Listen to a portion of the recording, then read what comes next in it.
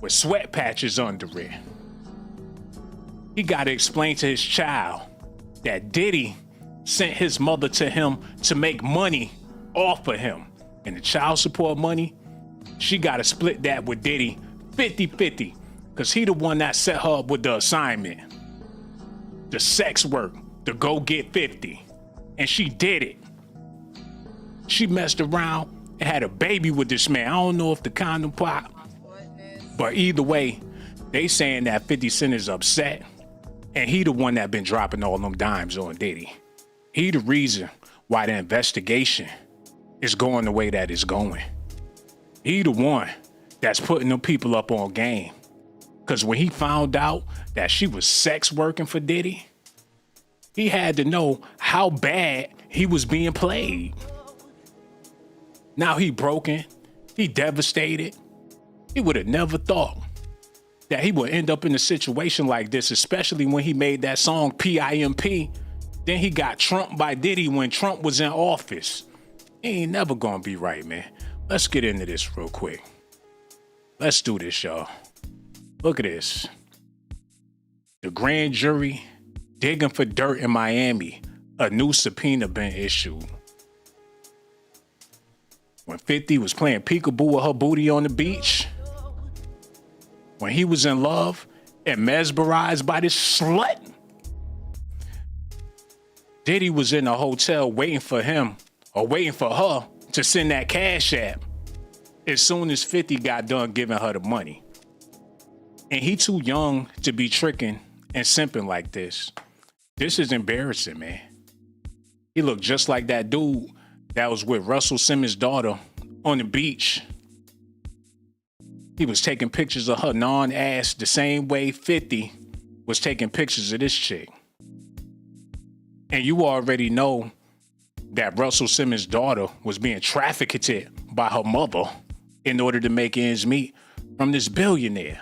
So what do we do in a modern era where everybody dealing with a 304? One way or another. I ain't going front. I've been with some hoes before. And the ones that I thought wasn't, I can't even give them the benefit of the doubt, especially after all of the freaky things they done did to me, man. We gonna talk about that.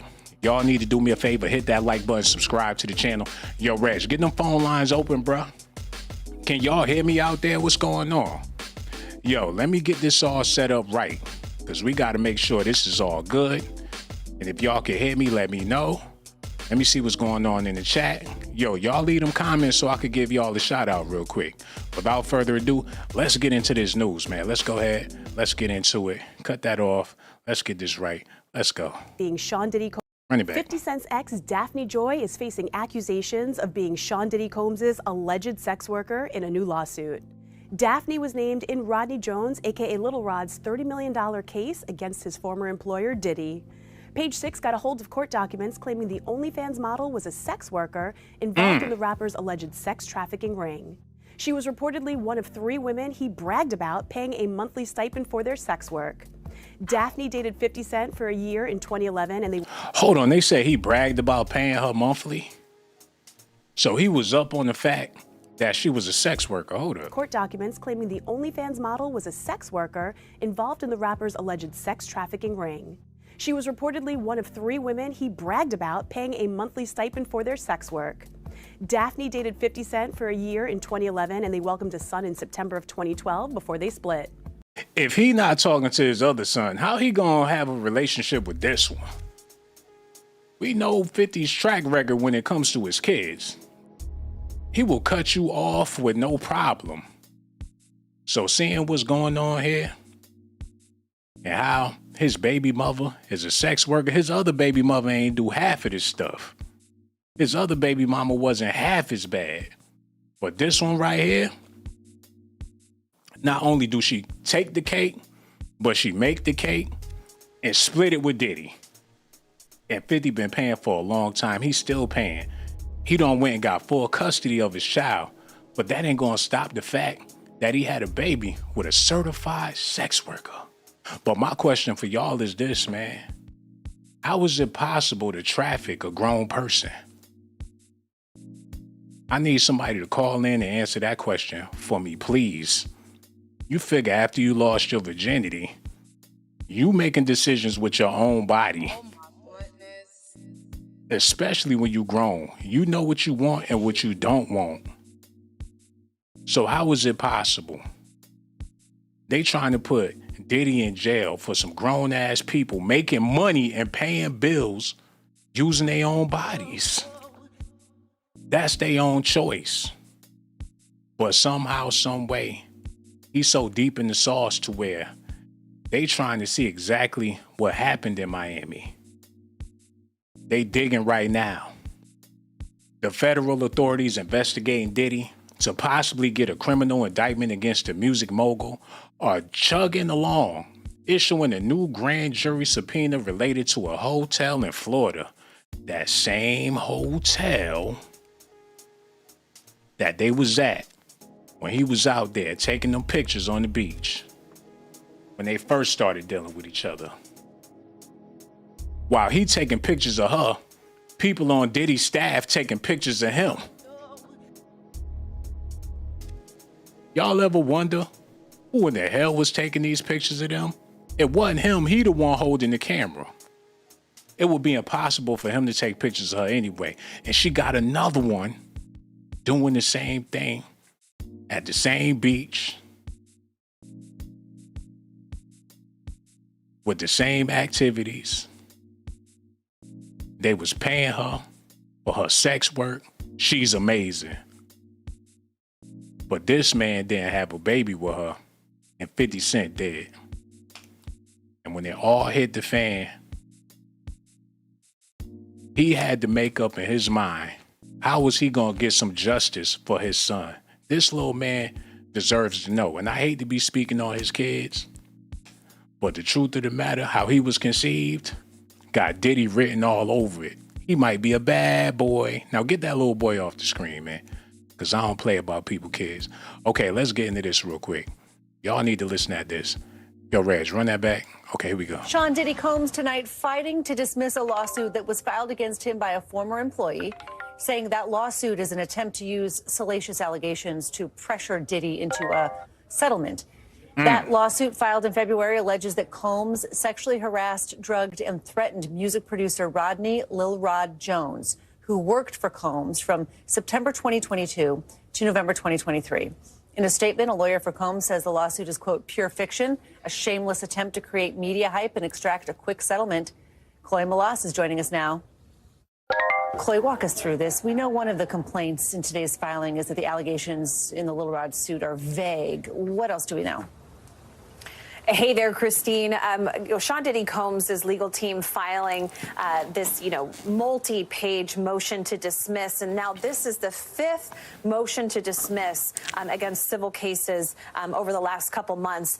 But this is significant. Lil Rod is somebody who worked with Sean Diddy Combs. He's a music producer on Combs' last album, the Love album. He's seeking $30 million in damages. And like you said, he claims that during the course of about a year when he worked, or a little bit less than a year when he worked with Combs on this album, that he was drugged, that he would wake up places where he didn't know how he got there. And now y'all got to put on y'all thinking caps real quick about this whole Lil Rod character. Who put him up to this? Who put him on their team in order to go at Diddy? How is it possible that this man could jump out the window on Diddy like this, out the blue, at a time like this? It's only a few people that's trying to take this man down. And those few people got ties to 50 Cent. He the only one in hip hop with a vendetta against Puff. Everybody else trying to stay out the way and mind their business, except for this man. He got documentaries in the work. He going hard, harder than anybody, but he got a reason. He played with his heart. He played with his money. He played with his family. Diddy don't play with his livelihood. He don't play with this man's emotions on so many levels to where he had to take it upon himself to be law enforcement. If he had it his way, he would be the one to put the cuffs on Diddy and throw him in jail for the rest of his life. We all simps one way or another, especially if you out here looking for love in these modern times. I really do feel bad for 50, but the truth of the matter is, he's supposed to be the PIMP. Messed around and got played. His baby mother facing time in jail just for being involved with this man. Look, federal authorities investigating Diddy to possibly get a criminal indictment against the mogul are chugging along, issuing a new grand jury subpoena related to a hotel in Florida. According to new legal docs obtained by TMZ, federal prosecutors from the Southern District of New York got a subpoena requiring the Fancy Miami Hotel to cough up documents and other evidence related to Diddy. Now, it's a possibility, allegedly, they got her on tape, on the phone with 50, while she having relations with Diddy, allegedly. And they also got her on tape having relationships with 50 while she on the phone with Diddy. She been all over the place. She been all over the music industry. They said that 50 Cent and Young Jeezy got to go see the same counselor, Mr. Chan, because of the women that they be dealing with. As far as her having a baby, it could have been a surrogate, because a lot of people is assuming that that's a man.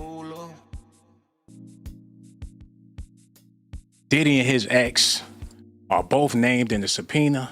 The subpoena calls for the hotel to hand over reservation records involving Diddy, Daphne, and other associates of the Bad Boy Entertainment CEO. The subpoena specifies the period from January 1st, 2008 to the present, asking for check-in and check-out dates, room numbers, guest preferences, and requests, and billing information, including room service. So they about to tie all of this together in an investigation of some grown people being grown.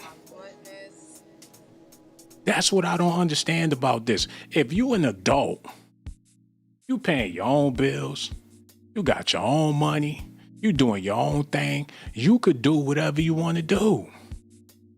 If you want to have a big party and you can afford to do it and not disturb the peace, what is the big deal? I'm trying to figure that out. You got broke people having parties, getting drunk, up all night, disturbing the peace. Neighbors got to call the police. They not going to jail.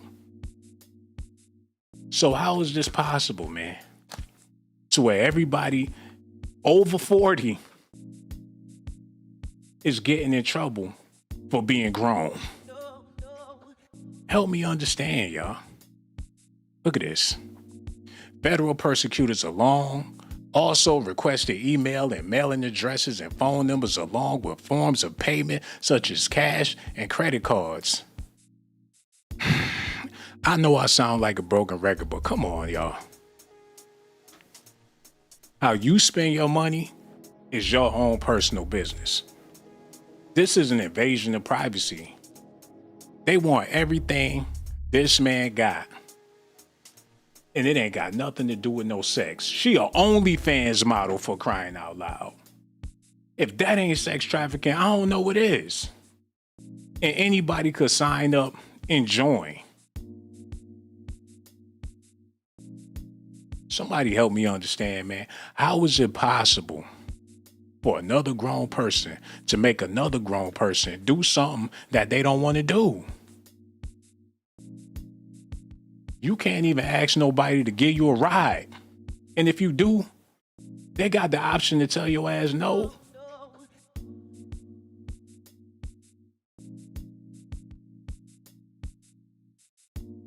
I'm baffled.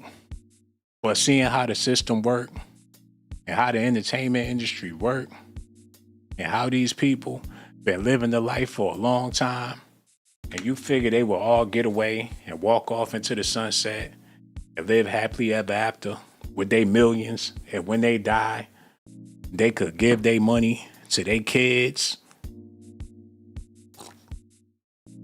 You figure all them kids Diddy got, he would have been able to leave his legacy to his kids. Now he ain't got no legacy to leave to his kids because he played with another man and his family. And I firmly believe if he would have never had this situation going on with 50, nobody would have been eager to take this man down. Look at this, man. Yo, get this together, yo. Get it together. Persecutors further asked for computer IP addresses and logins for the individuals, as well as copies of their identifications and vehicle information. What's more, the feds inquired about surveillance footage at the hotel. So he was in there whooping on somebody else's ass. I wouldn't be surprised if a tape came out with Diddy putting his hands on Saweetie or somebody. The new subpoena was issued only a couple of weeks ago, so it looks like the authorities are still hard at work on the Diddy probe. Hold on, get that out of here. As we've reported in March, Homeland Security agents raided Diddy's homes in Miami and Los Angeles during the ongoing investigation into the record exec for alleged sex and narcotics trafficking. TMZ also confirmed the federal grand jury was convened and witnesses were notified they could be called to testify in the Southern District of New York. So, with all of that being said, with all of this news and information that I share with y'all, do y'all see anything that's really illegal here? Do y'all see anything that could put a man behind bars for having a good time? I'm not making excuses for Diddy, but y'all gotta understand that with him being in this situation only proves to me that Black America is under attack. Because everybody want to turn up. Everybody want to get paper. Everybody want to party. Everybody want to live the good life. And now he being penalized for doing just that. Y'all got to see this, man. Meanwhile, Diddy's been named in 8 civil lawsuits accusing him of sex trafficking, sexual assault, and physical abuse. 5 of the suits had pending motions to dismiss them. The most notable suit has been bought by his ex-girlfriend Cassie, which they quickly settled. And that's just the tip of the iceberg. Diddy's attorney Jonathan Davis said earlier this summer, no matter how many lawsuits are filed, it won't change the fact that Mr. Combs has never sexually assaulted or sex trafficked anyone. We live in a world where anyone can file a lawsuit for any reason without proof. Fortunately, a fair and impartial where somebody call in and tell me what that say. Process exists to find the truth, and Mr. Combs is confident he will prevail against these and other baseless claims in court. But even if he succeed in this, even if he get out of this, it's still going to be more to come. Because there's plenty of men out there waking up to the fact that their girlfriends, baby mamas, significant others know Diddy. They probably never even had no business relations with this man, probably never been trafficked by this man. But for the simple fact that their girlfriends, baby mamas, fiancés, and wives had some association with this man, they gonna be trying to get a check. And out of sheer jealousy, they gonna do everything in their power to try to take this man down. For the simple fact that he has something to do with their boo. They saying 50 Cent is a certified SIMP right now. And it ain't nothing he could do about it because the whole world knows not only was he in love with this woman, they got a child together, a beautiful baby boy. Do y'all think he proud of that? And I know he love his kids, man. But then again, we talking about 50 Cent. As soon as he found this out, he probably lost contact with his son. He probably blocked him on IG and all that. I wouldn't be surprised. Look at this, man.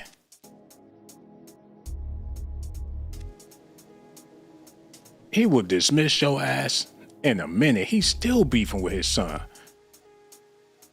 And like I said earlier, his other baby mama ain't do half of the shit this one did. So So the only way he could make things right seriously is if he mend his relationship with Marquise. That's the only way he gonna be able to move forward with his other son. It ain't no other way he can make it right. He gonna have to let bygones be bygones and bring them together. They probably all need to live in the same house just to make things work.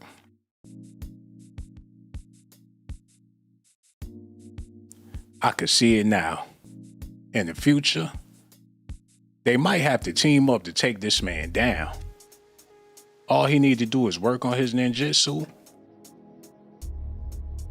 He made countless shows about it. Every TV series he ever made was about a man getting killed by his own son. He even shot Omar Epps in the ass on the Power series, man. Hold on, y'all need to see this real quick, because I'm going to make my point real quick, and I'm going to get out of here. Look at this, man.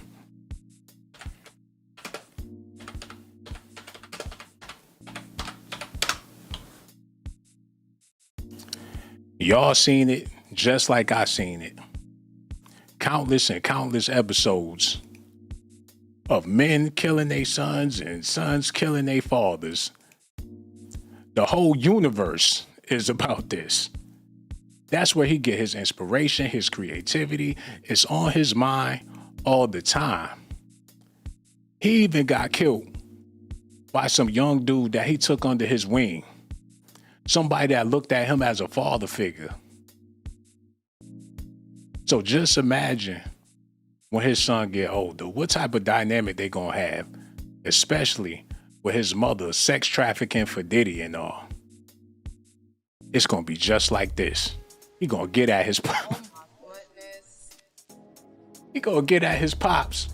As soon as he get old enough, he gonna go see 50. And when he do, it's gonna be ugly. But 50 gonna already be prepared. He done wrote the power book about this shit. He know this play by play. As soon as this man gets some hair on his nuts, he gonna come take 50 head off. No Diddy. No Diddy. Matter of fact, the phone line's open. Ain't nobody calling. I'm about to go ahead and wrap this thing up. We had a special guest on the Zoom call and everything, but I told her if we don't get no phone calls, then we just gonna end the stream. And it's looking like that's what we about to get ready to do. And it is what it is, man. For the people out there that hit that like button, subscribe to the channel already, and hit the notification button, I gotta let y'all know that I really do appreciate y'all. So let me go ahead. What time is it? Okay, we got 2 more minutes unless we get a phone call. I'm about to wrap this up. Then we about to get out of here, and make sure y'all enjoy the rest of y'all weekend. Okay, let's get into this. Let me get this part set up so we can go ahead and wrap this thing up. I want y'all to hear this real quick. Okay, yeah. Yo, shout out to Vlad TV. Yeah. Is now under federal investigation. Yeah. And all the types of wild shit has come out. There's a former porn star that's suing him, saying that he made her boyfriend give him head. Damn, I thought I was tatted up. This man, D.L. Hughley, got 1 million tattoos all the way up to the neck, like a Yakuza. 50's working on a Diddy documentary. He made her what? Oh, you didn't hear about this one? No.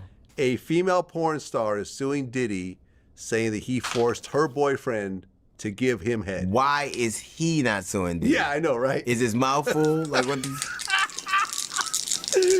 Why is he not suing Diddy? What the fuck are you?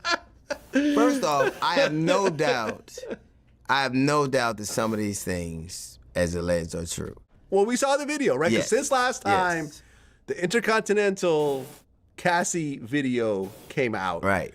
Which anyone that was on Diddy's side and was saying this is a money grab, when they saw that, they said, never mind. Never mind.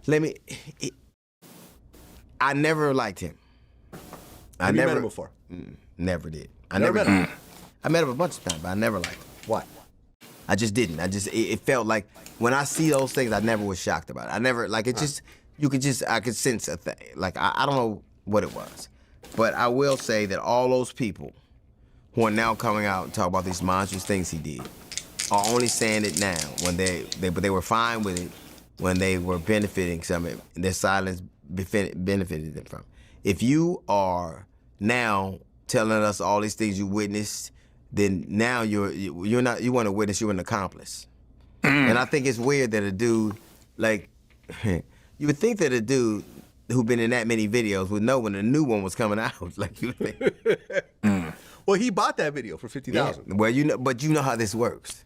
Yeah. You know how this works. You knew, like, he been Puffy, Diddy, Puff Daddy. In my experience, any nigga changed his name that many times has done a lot of shit wrong. Where I'm from, we call it an alias. Is that you? No, not no more. That was me last album. But you know what happened to me? All of that was the last.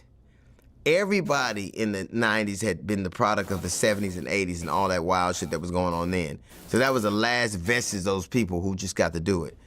But all those people went to all those parties are now having lawyers explain and what they saw and why they were there. Like, it just wasn't my thing. It just wasn't where I wanted to be. But I'm not shocked about the allegations at all. Well, yeah, I interviewed Roger Bonds, who was the head of his security for 10 years. And he did witness multiple situations with, when he beat Cassie, which he had to break them up and, kind of put her, in a different place and so forth, as well as witnessing a lot of other, the whole Kim Porter, the fight on the boat where he broke her nose. Roger Bonds was there when they landed and, said that Diddy flew in a plastic surgeon to fix her nose. There was a situation with his personal chef, and I heard some of the audio of this, of her explaining how he just basically threw her out of the house like Fred. Oh, man. You know what? This is terrible, man. Terrible. Why would anybody want to be involved with a woman that's been involved with Diddy? With all of these terrible things being said about him. And they saying that this woman right here was his madam, his right-hand girl. And 50 had a baby with her.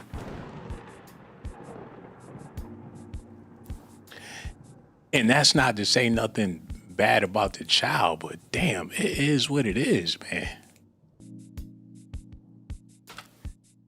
50 is broken right now. And I don't know how he ever gonna be able to recover from this. What type of rebuttal will he ever have? How he gonna do another Breakfast Club interview? You know they gonna be at him. He can't do an interview nowhere unless he tell them beforehand that he not trying to answer none of those questions. But that's all they gonna really want to know. I gotta see what's going on in her life right now. Hold up. She's still up to the same old tricks, man. And good God Almighty. That's how she make her bread. Good God. He'll probably have another baby. I would have a whole nother baby. The hell with Diddy.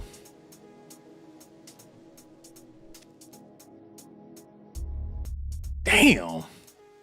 Can you blame him? I can't blame him, man. He probably ain't give a damn about none of that. If she was sex working, that's some good work. God damn. She work out. I wonder if she can cook. But either way, man, we all dealing with this type of stuff. Oh, damn, get her off the screen. This shit pornographic. Get her off the screen, man. We all dealing with this type of stuff. Every last one of us. And if you're not dealing with it right now, you don't dealt with it before. So what 50 going through is a common thing out here in America. That's just what's going on. If it ain't 50, it's somebody else that they working with, that they dealing with. Unless you got a chick that don't look like nothing. Oh my goodness. That's the only way you can avoid this type of drama, man.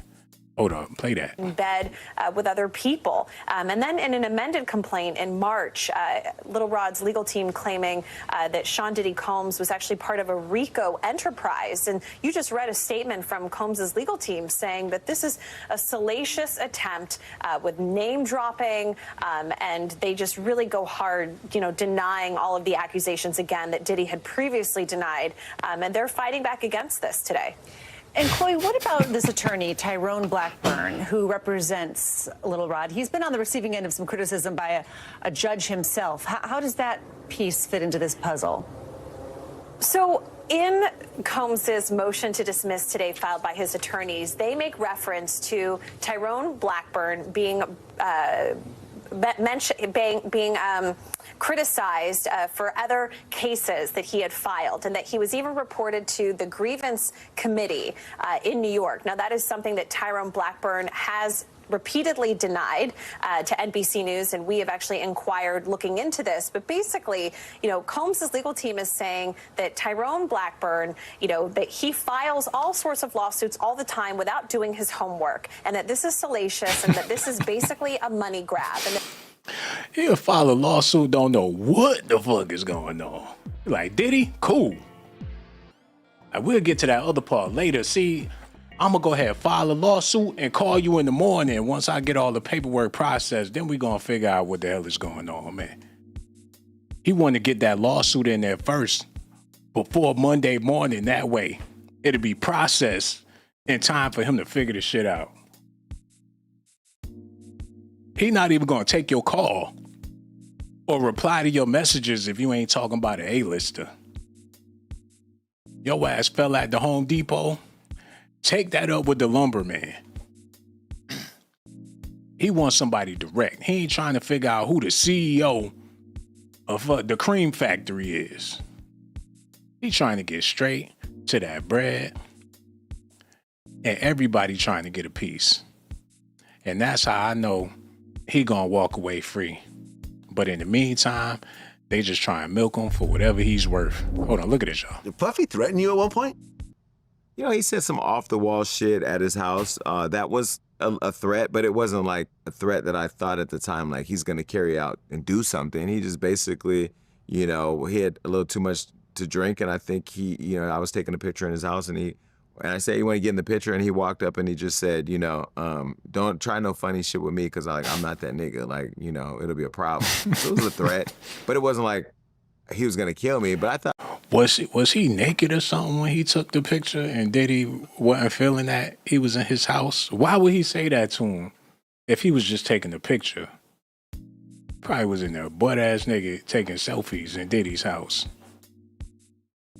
And he told him, I'm confused, y'all. If Diddy, that sound like that would have been right up Diddy's alley.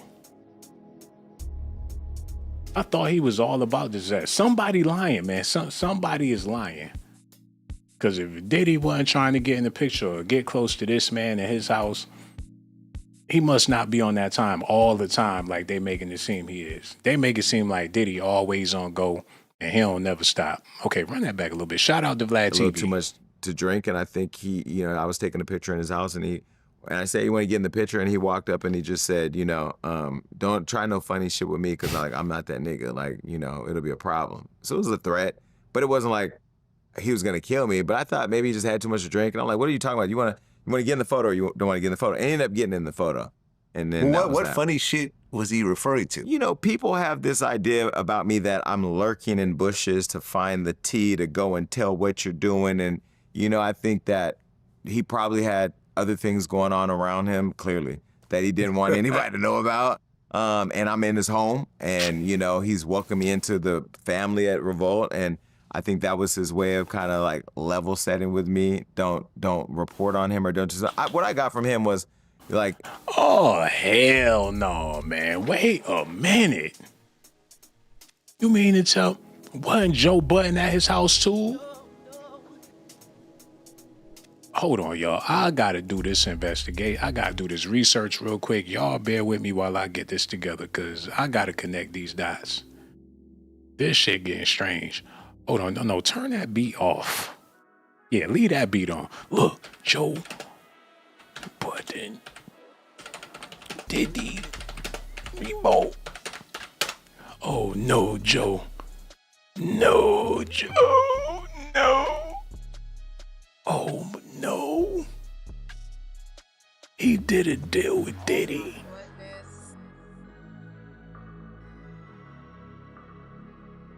What type of hoochie daddy pants they got on? Hey man, you can't knock somebody for who they do business with. But seeing the whole roster up there at Revolt, they just had Saucy Santana do an interview with Young Miami at Revolt. So now I got a question mark for everybody that ever did a deal with Revolt. Hold on, let me see this real quick. Hold up.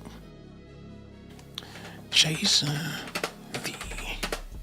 Revolt.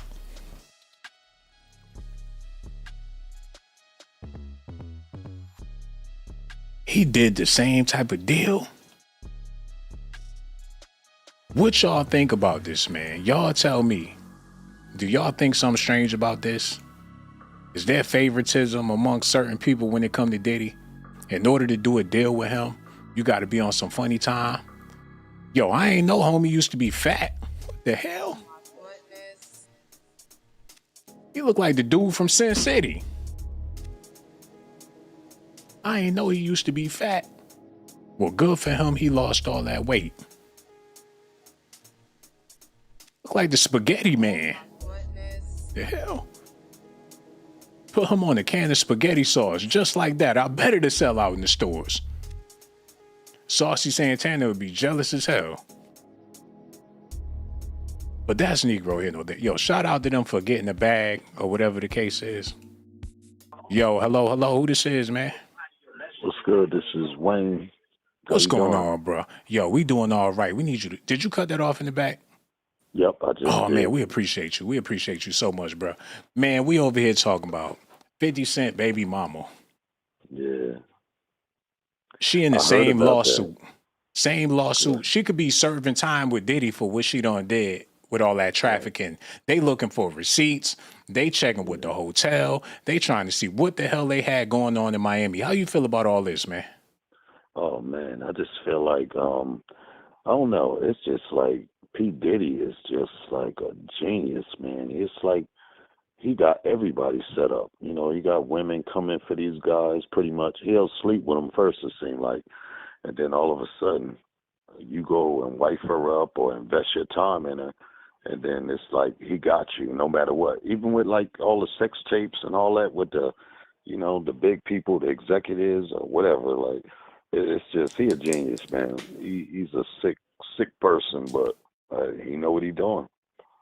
Well, you figure all these women coming at him, throwing their box, all they got to offer is they box. They ain't coming at him with no money like Diddy. I love you. I want to give you some money. Diddy, you my favorite. I want to give you my check. I want to pay your bills this month, Diddy. They coming at him with their box. So he figured, hell, what I'm going to do with all this coach? Yeah, that's true. Hey, man, it's just like, it's like a lineup, you know what I'm saying? He do everybody. Diddy doing kids, as far as, how do you say that word? From what they say, I'm not going to say allegedly. I don't believe that. Different women. I mean, come on, man. Diddy doing everybody, man. You know, but I feel bad for 50, man. He got lined up a little bit. He upset, but, you know, he a hard dude to beat. Have you ever not been with a hoe? Yeah. Yeah, I'm married now, so. She ain't got a past? A past on what? Life. She a virgin? Nah. She had a few guys, you know, that she been with. Not the best experiences, but, you know, shit. She good now. She with me. I'm good. She's a Jamaican lady too, so, you know, it's a little different, man. Traditional, you know, something that an older brother like me can appreciate. When she get mad, I bet she get mad, don't she? Oh yeah, she don't play. I can feel the heat. You know what I'm saying? So You know, but shit, she can cook, clean, you know, do stuff a lot of these regular American women don't do. So, Yeah, you know, man. I appreciate that, man. That's what it is. Caribbean women a little different, but like I said, Yeah, when they get mad, they get mad. And if you can handle that scorn and that smoke right. start coming out her nose, and you probably know to get back when she get mad. Yeah, yeah. You kind of want to stay out the line of fire, Yeah, you know. man. So, That's crazy right there. But as far as Diddy, like I said, women coming at him all day, every day, offering a box, he probably figured, hell, I need to turn this into profit or something because he can't put yeah, it. What are you gonna do with all of it? yeah. But I ain't know he was doing it like that, though. I'm like, wow. You know, and that messed a brother up, man. You done had something before they had it, and then it's just Mhm. like, you know, it's just crazy. But hey, man, I understand how 50 coming, but you know, you can do about it, man. It is what it is. Hey, I need you to answer this question. How is it possible to traffic a grown person?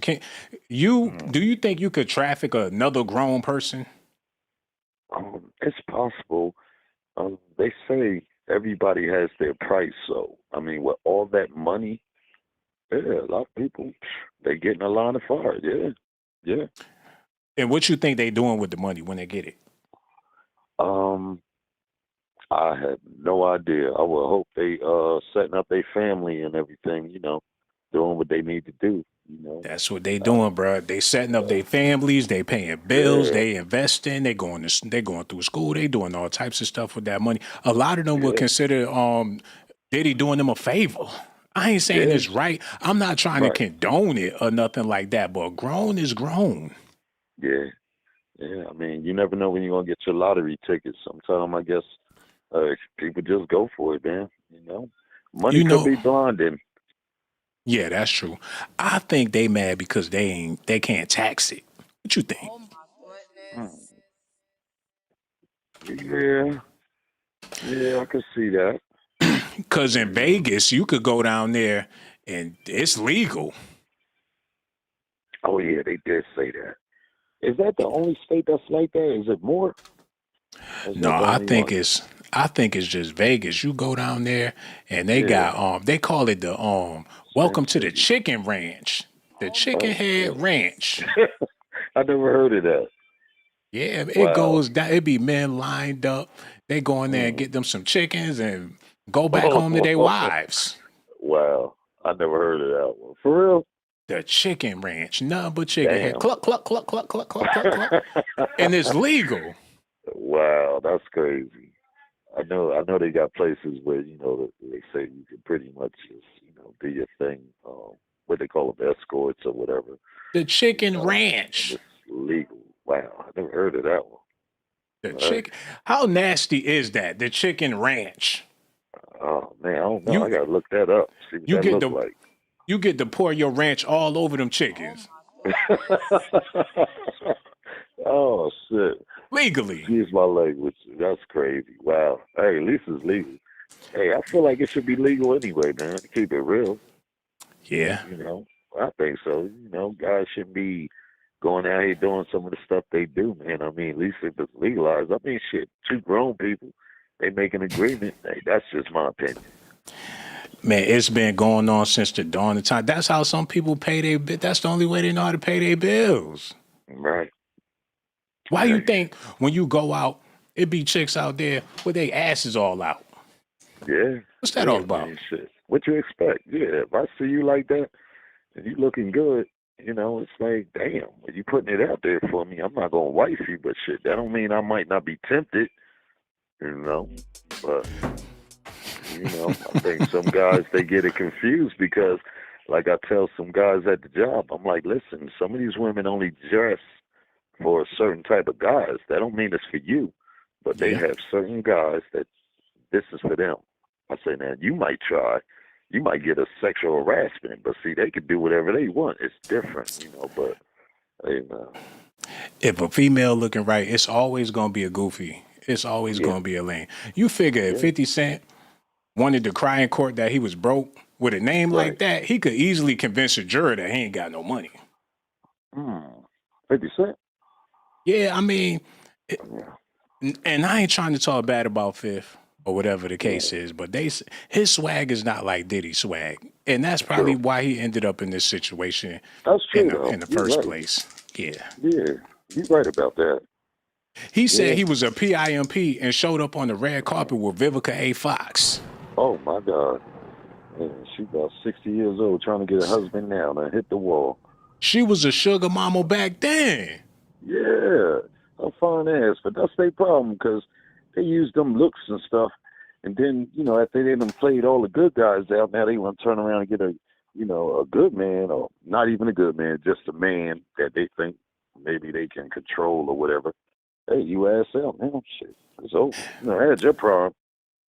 That's the baddest chick he been with that we know. Who another chick 50 been with, and we be like, oh, 50 was with her? Shit, that one Diddy hit before him. She was good looking. Diddy's You don't think so? leftovers. You talking about the one he Yeah, had a baby yeah, by? yeah. I'm going by the leftovers. She looked good. And then is that the one that they call what's that nationality? Not Brazilian, something I forgot. But yeah, she was around her complexion. More than likely, she looked something like her, but she was good looking. Yo, he hopped out the limousine with Shaka Khan on the red carpet. Wow. Yeah, what are you doing Yeah, with Shaka Khan? he showed up with Shaka, Yeah, Shaka was looking good too. What are you doing? I know he ain't messing with that old lady, is he? squeezing him, allegedly clapping them cheeks. He had Jill Scott on one arm and Oh, Shaka Khan on the 50 don't told on himself. I like plus size women too, but he out on the red yeah, carpet with it. I respect him for that because he open with what he like, but he had on some tight yeah. ass jeans with a suit jacket, so he look Well, shit. uncomfortable. Oh no, 50 something else. I like the fact that he gave Mary J. Blige a job though. Straight He up. like older women. I like older women too. Yeah. Well, I shit, do. that's good. He might be better off with an older woman. I don't know. I think because they don't been there, done that. Like Mary said, no more drama. Right. She ain't with that Yeah. bullshit. She trying to get somewhere. He look, if he like older women, I get he a Cancer, I'm a Cancer. Maybe it's a Cancer thing. That's a possibility. Shit, Mary looked pretty good though. Yeah, she alright, Mary good, but I'm pretty sure, like I said, the only issue with older women is when they get mad, they get mad. Yeah, they don't play. Yeah. You're right about that, boy. They don't play no games, boy. They don't play no game. They done been through so much shit that when they do get pissed off, you better run. Run for the Yeah, hills, man. that's the truth. Shit, my wife's about 11 years younger than me, so you know, I That's what like it that. is. Hey, if you don't mind me asking, how did you link up with your wife? Believe it or not, I met my wife on a Facebook dating app. Um, a friend put her on. She was only in the country for about a year from Jamaica, straight from Jamaica. Um, and we talked for about a year before we actually met and got together. So I was blessed. I said, God, you right on time, boy, 'cause I got tired of playing in them streets. I said, give me something good, traditional, I'll work with it. What was them conversations like when y'all first met? Oh, man, it was like, I was just trying to get through to her. Just trying to get to know her better because, they talk a lot of junk about American men.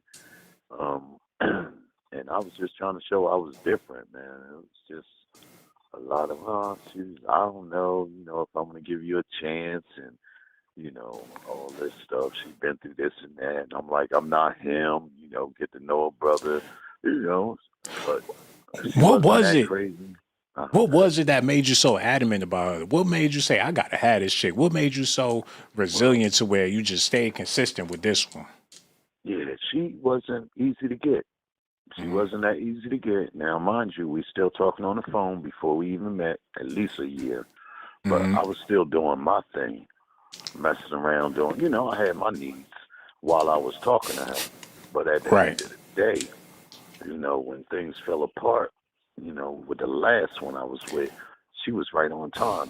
One of her friends convinced her, look, go ahead and go meet this man, see what he about.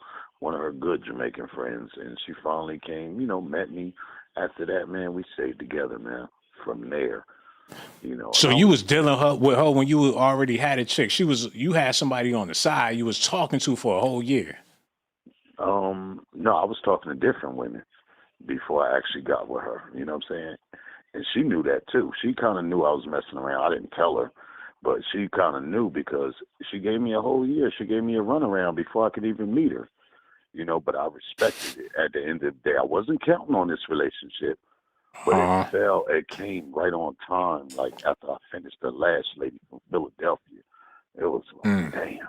And she was ready. I was like, yo, God, you right on time. And when we hooked up, man, it just worked out because we was already building something already. But, you know, it just worked out, man. I was ready to let everything go. I let all of them go. All my little playmates and stuff. Man, I've stopped messing around and shit because that's what I wanted. I said, you know, God bless me. I'm taking this one. Yo, salute to you, bro. You did it right. You took your time and you know, you played the field until you found the right one. And when you found the right one, you quit playing them games. And the problem is a lot of men, they find the right one and don't want to quit playing them games. You stop playing games, you married this woman, y'all together, so you ain't in no situation, you ain't in no 304 situation. Right, not at all. I am good. I will never go backwards. Only forward now. That's a blessing, man. We appreciate you too, man. You called in, showed us nothing but love. We got love for you, man. The next time I go live, you definitely got to call back. Real talk, man. We gonna holler at you soon. No doubt, no doubt. You be good, bro. All right, take care, man. Take care. Yo, thank him so much for his phone call because he just gave me some great insight that it's still possible to find real love out here in these streets, man.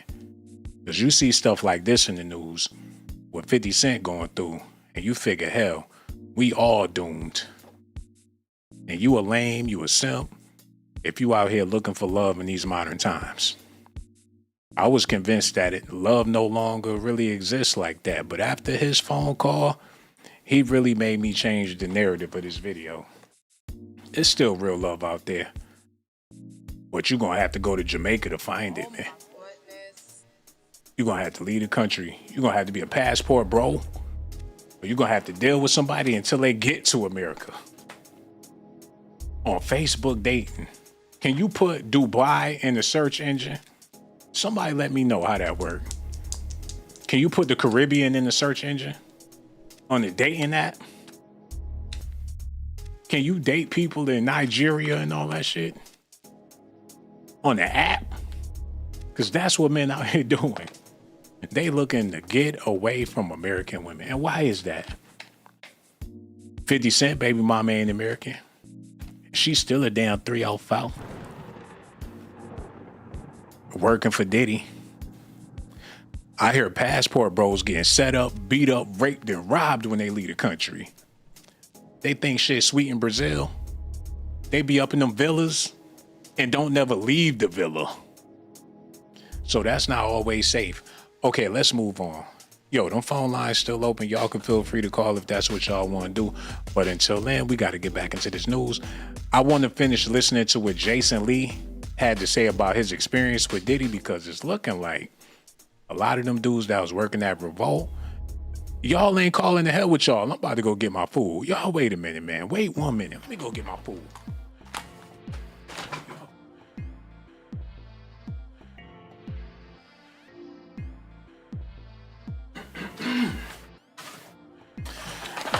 Look, man, y'all think I'm playing with y'all. I'm about to go ahead, eat my food, and listen to what Jason Lee had to say, and that's gonna be that, man.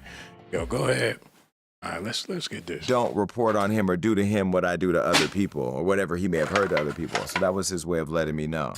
Which I just said, like, motherfucker, do you want to take the picture or not? You know, because unless you're going to, well, I can't say unless you're going to kill me. You're talking about Puff, because you never know. Let me ask you a question. Yeah. Because you being gay, I assume your gaydar is more sophisticated than everyone else's.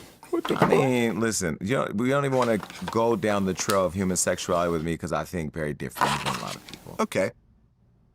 But I'm not going to say if I think Puffy's gay or not because he never tried to fuck me. He never tried to fuck you. But do you think, like, with me, and I've said this multiple times, you know, me and academics had a whole talk about this.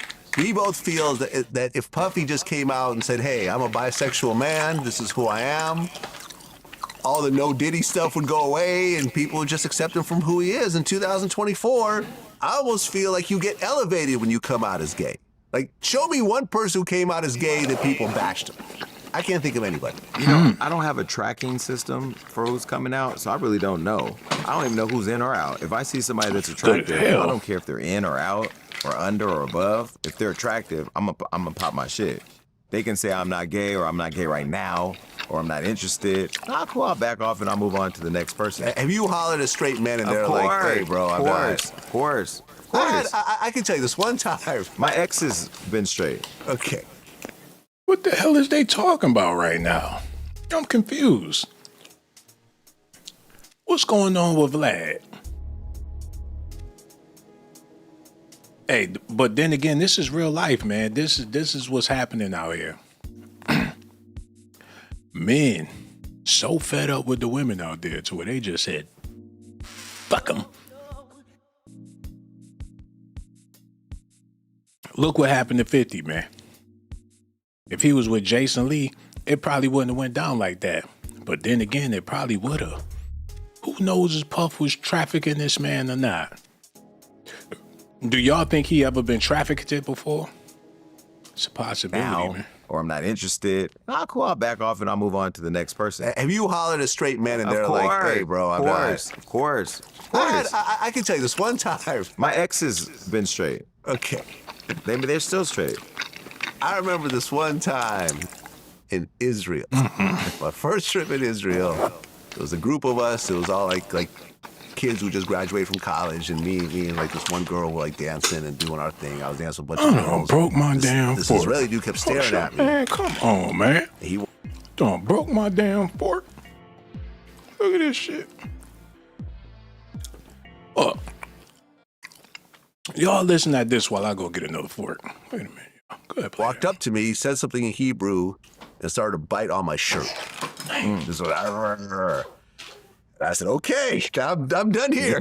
I just walked away. I said, okay, that was a little surreal. But like, I never got mad. Like, I never understood why straight dudes get mad at a gay man hitting on them. Well, that's the question you have to ask academics. What do you mean?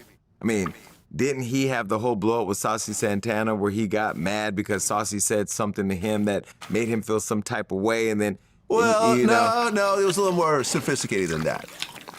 What happened was Saucy said, "I'm gonna fuck you in the ass," or something. Well, I mean, maybe and the thing is, what he was saying. Shit, no more. I'm good on this, man. We could find some other news. I thought they was gonna be talking about Diddy. You know what? That's up. This is a way for people to have zesty conversations, man. And that ain't what I've been doing. That ain't what I've been doing, man. But I'm starting to realize that's what this is all about. People use Diddy to have these type of conversations. So we gonna pass on that. Shout out to Jason Lee. But I'm eating. So we just gonna listen at this. Rodney Jones, also known as the producer Lil Rod, is breaking his silence for the first time since filing a scathing civil lawsuit against now disgraced rapper P. Diddy. This comes on the heels of Diddy's team wanting that very lawsuit thrown out, filing a lengthy motion to do just that. But is it enough? And what's up with that federal investigation against him? The feds raided his homes almost 6 months ago. Here's the arrest warrant. Okay, so before we tackle all that, because there's a lot going on, we first have to mention the initial lawsuit against Diddy, who, by the way, goes by multiple names. P. Diddy, Puffy, Puff Daddy, all the above, but his legal name is Sean Combs, and today I'm gonna call him Diddy. So in November 2023, there was a bombshell lawsuit filed against Diddy by his ex-girlfriend, Cassandra Ventura, who you probably know as the singer Cassie. This lawsuit was groundbreaking because it was the first time we heard any of the shocking allegations against Diddy. Cassie's lawsuit claims Diddy physically abused her during their relationship and manipulated her, forcing her to take drugs and even forcing her to sleep with prostitutes. Eat no more. In one of the quickest resolutions I've seen, this lawsuit was actually settled outside of court just one day after it was filed. But it was too late. The damage was already done. A slew of other lawsuits then followed, many of them under the New York Survivor Act. That's the same ruling that allowed Cassie to file her suit. It stated that survivors could file civil suit against their alleged perpetrators for a 1-year time frame. And during this time, the statute of limitations didn't matter. Several other Diddy accusers used this to their benefit, filing civil suit for allegations dating back to the 90s and early 2000s. If you're familiar with Diddy's case, you probably recognize the names Joy Dickerson-Neal, Liza Gardner, and Jane Doe. Joy Dickerson-Neal alleges that Diddy assaulted her back in the 90s when she was a college student in New York. She says Diddy even recorded video of the assault and then passed it around to other people. Liza Gardner says she was also assaulted by Diddy in the early 90s. In the 90s, man, shut up. Shit, ain't nobody recording nobody in the 90s doing shit. Why is she lying? Diddy punched her in the head and whipped out the big back camcorder before she could hit the ground. He hit her with the lens of the camera. I'm about to show y'all something real quick. This don't even make sense. He smacked her with the Polaroid in the 90s. He went upside her head and took a picture with the Kodak camera. Y'all need to see this, man. Look, I'm about to eat my dessert. I'm waiting on the phone call, so if y'all ain't calling, it is what it is. I'ma be all right. Let me type this up real quick. Hold on, I want to see the video cameras in the 90s. Y'all want to know what I think it is? No, get this together. Y'all want to know what I think it is? Y'all don't want to see me on camera. I got more haters than I got lovers. I don't realize that by now. Y'all like it better when I was a troll, like how you would troll. All these trolls in the bill. I know what y'all is. I've been a troll for the past 8 years and attracted a whole bunch of trolls. And now that I decided that I don't want to be a troll no more, y'all want to unsubscribe to the channel. Y'all don't want to hit the like button. Y'all wasn't doing that before I got on camera. It don't make a difference.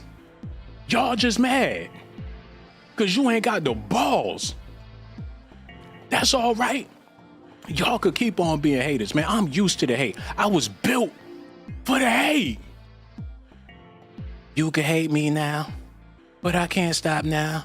You can hate me now. I don't give a damn. And you know what? I'm going to be on YouTube every night, just like this, with the bucket hat on, eating food. I'm going to do what the hell I want to do, man. There's way too much hate in the world. Y'all don't want the brother to have shit. Y'all would love to see me in cuffs. Y'all would love to see me in the van, headed upstate, sitting next to Diddy. That's y'all problem. People watch the video, don't call. Watch the video, don't hit the like. It's all good. I'm built for the hate, but just know that I know that you a hater. A lot of y'all showed up to hate. Let me show y'all, man. A lot of y'all showed up to hate. But that's all right, because I'm about to eat a whole ice cream sandwich, and I hope some ice cream get on the screen, man. Let me show y'all something, man. I can't even believe it. People been watching me for years.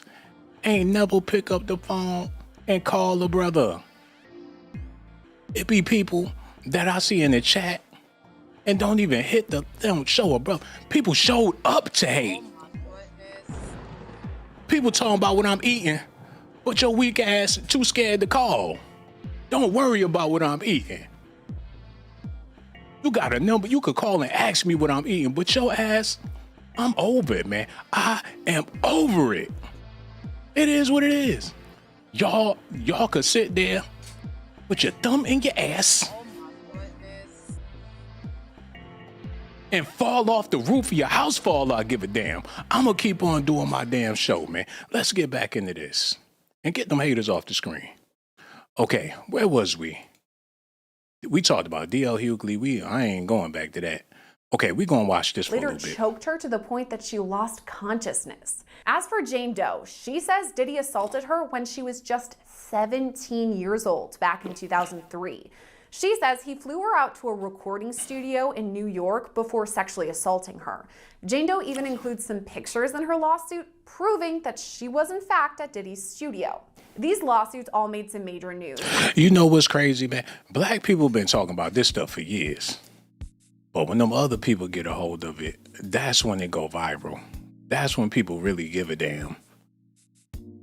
People been talking about this stuff forever. But when ABC and CNN want to get a hold of it, that's when the shit go viral.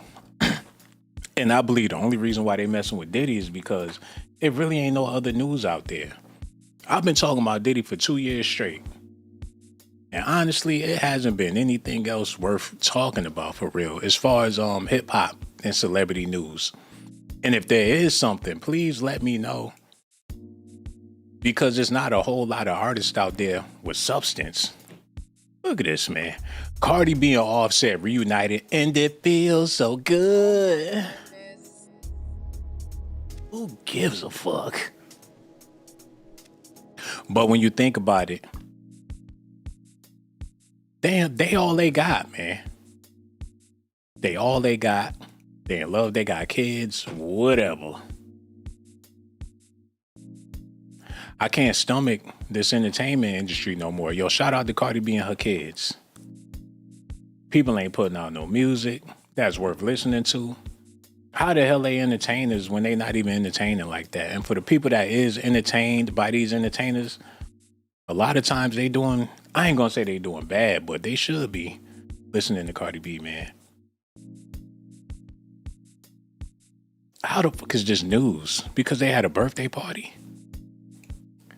Offset need to get locked up or some shit, or beat up, so I could put him on a thumbnail with a black eye. That way people will click on the video. Well, I can't even say her name. Flo Johnson, I love the collab with Adele at the hit with Lil Wayne track. Her basketball game is all the way, it ain't right. She want to be a rapper or a basketball player, the female Shaquille O'Neal. How was that news? Nicki Minaj's husband, Kenneth Petty, uses gay slur and he got slammed online. This might be interesting. Let's look at this real quick. Nicki Minaj's husband and hot water online with many blasting him and Nicki by extension after he used a gay slur in a TikTok live. Kenneth Petty appeared alongside Nicki in the music studio when they went live Friday night. And while Nicki told her fans not to let people steal their joy, KP added his own conversational 2 cents. Oh my God, she looked like she fresh. What he mad about? She got a wet mouth, Get her off the screen, man. Kenneth says, that's right, especially little boys, using a derogatory term for people use for living in the rap world.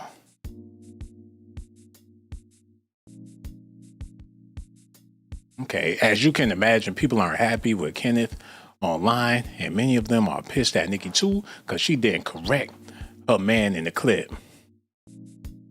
Oh, they got her booty online, man. Get her off the screen. You know what? That's why I can't do content about 304s.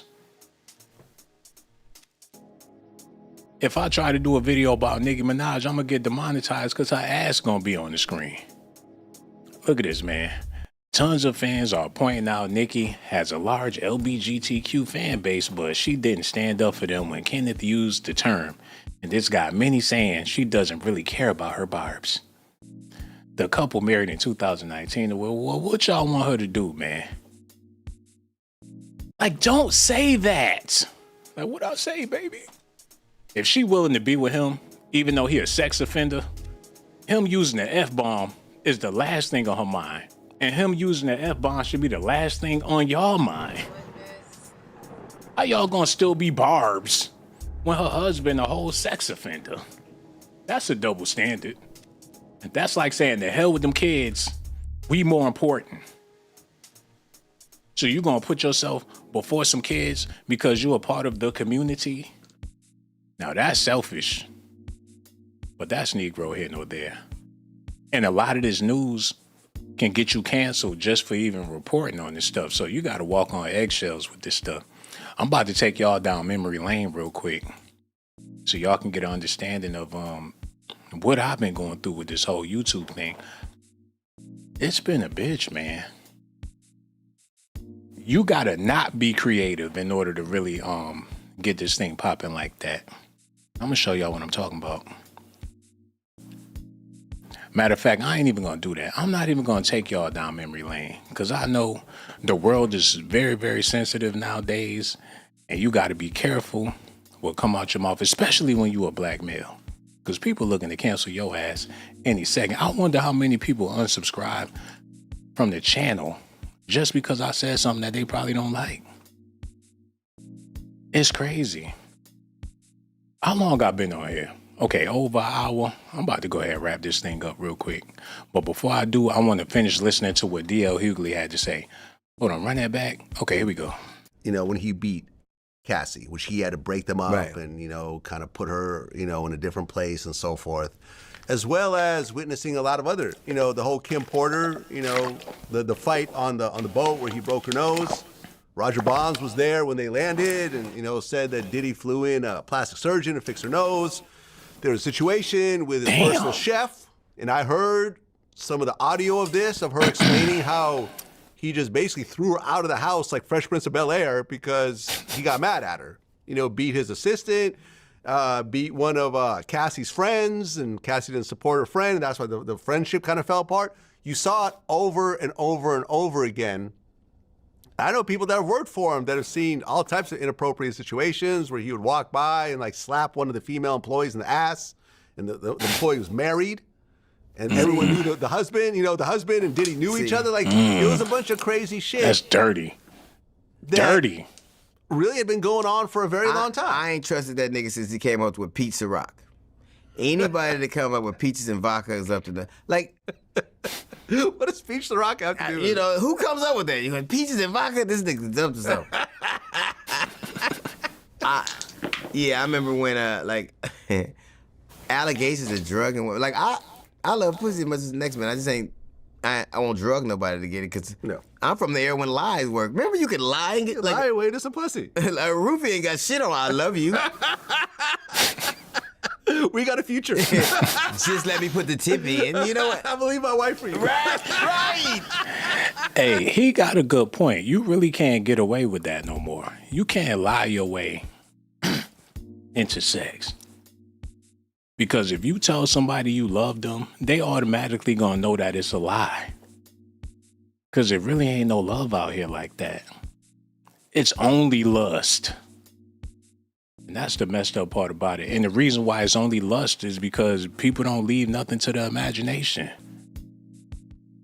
How could you love somebody that's always exposed? If you love her, everybody else love her too. You walk up on the 304 and tell her that you love her, she gonna be like, well, who don't? That's not gonna make you special. How you gonna be a secret admirer from somebody that got millions of secret admirers? And not even secret admirers, public admirers. When you leave yourself out there exposed to be admired to the public, it's gonna be impossible for you to find love. I can't say can't nobody see you for you when they could see all that you working with. That's what times we in. So I made this video and called 50 Cent the certified simp, but at the end of the day, we all are. Look at this.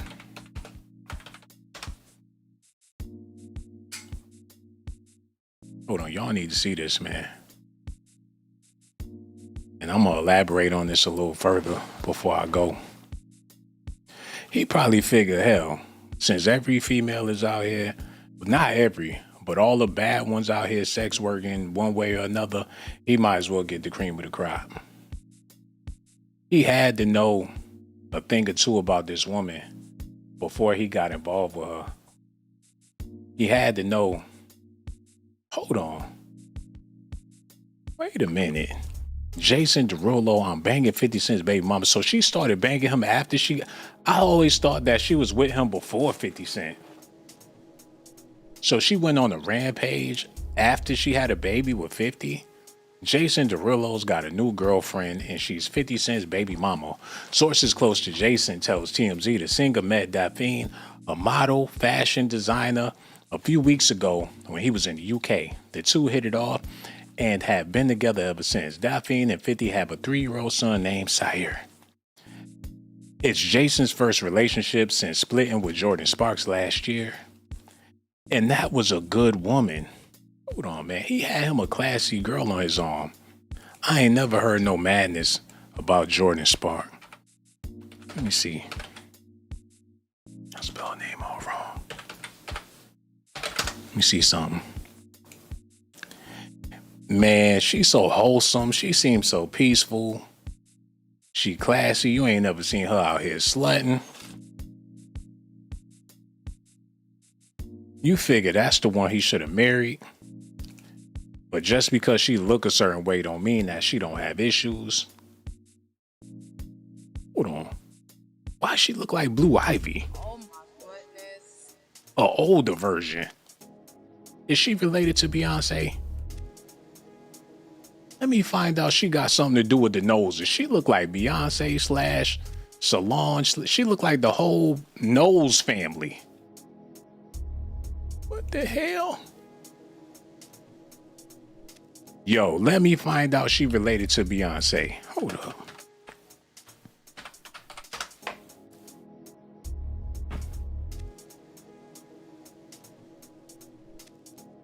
Yo, I'm over here connecting these dots. It's a possibility she got in the game through nepotism. Cause y'all know Beyonce and Kelly Rowland is related as well. You never know with these Hollywood celebrities, man. She could be related to plenty of people in the game. Hold on, let me look at this real quick. And I hate to be going off the subject, but when I see stuff like this, related. You always gotta dig a little deeper.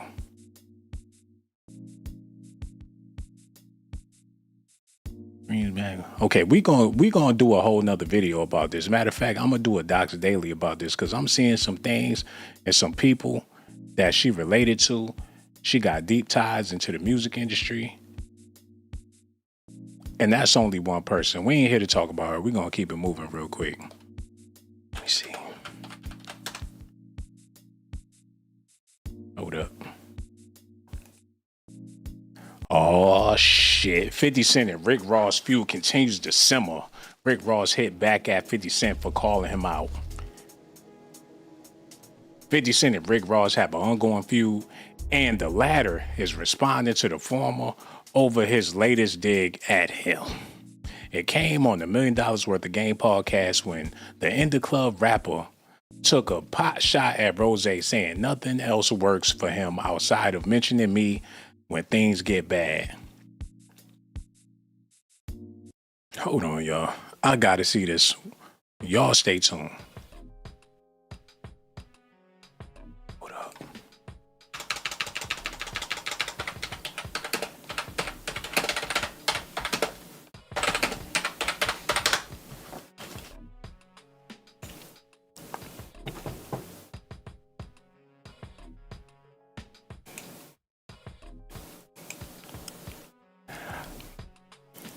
I don't know for sure, but it's a possibility that this is some freaky, I don't want to say a freaky sex triangle.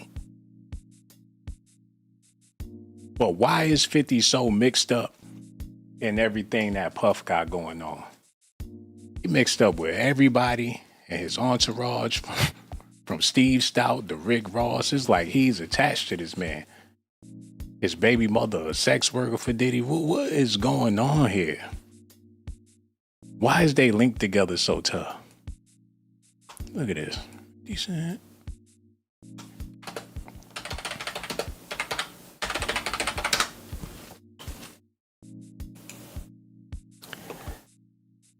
I don't know. Back in the day, before the beef went down, what was really happening behind the scenes? If Puffy this sneaky, freaky dude like they say he is, and once upon a time, him and 50 was tougher than leather, how did the beef really start? You just never know. Y'all gonna have to let me know in the comment section. I got so much love for y'all. I'm about to go ahead, break up out of here real quick. But before I do, I want to listen to some more of what's going on with this lawsuit. It's a bunch of people that's still suing this man. They not gonna get nowhere, but it make good entertainment. And to wrap this up, let me go ahead and wrap this thing up and give y'all the rest of this news real quick before I break up out of here. The grand jury digging for dirt on Diddy in Miami, new subpoena issued, or whatever the case is, the federal authorities, okay. We done been through that. We done talked about 50's baby mama. We done talked about how he got involved with this woman and how she about to be going to jail and all of this shit. So I'm about to go ahead and give y'all this last piece of news, and then I'm about to go ahead and call it a night. So y'all stay tuned, man.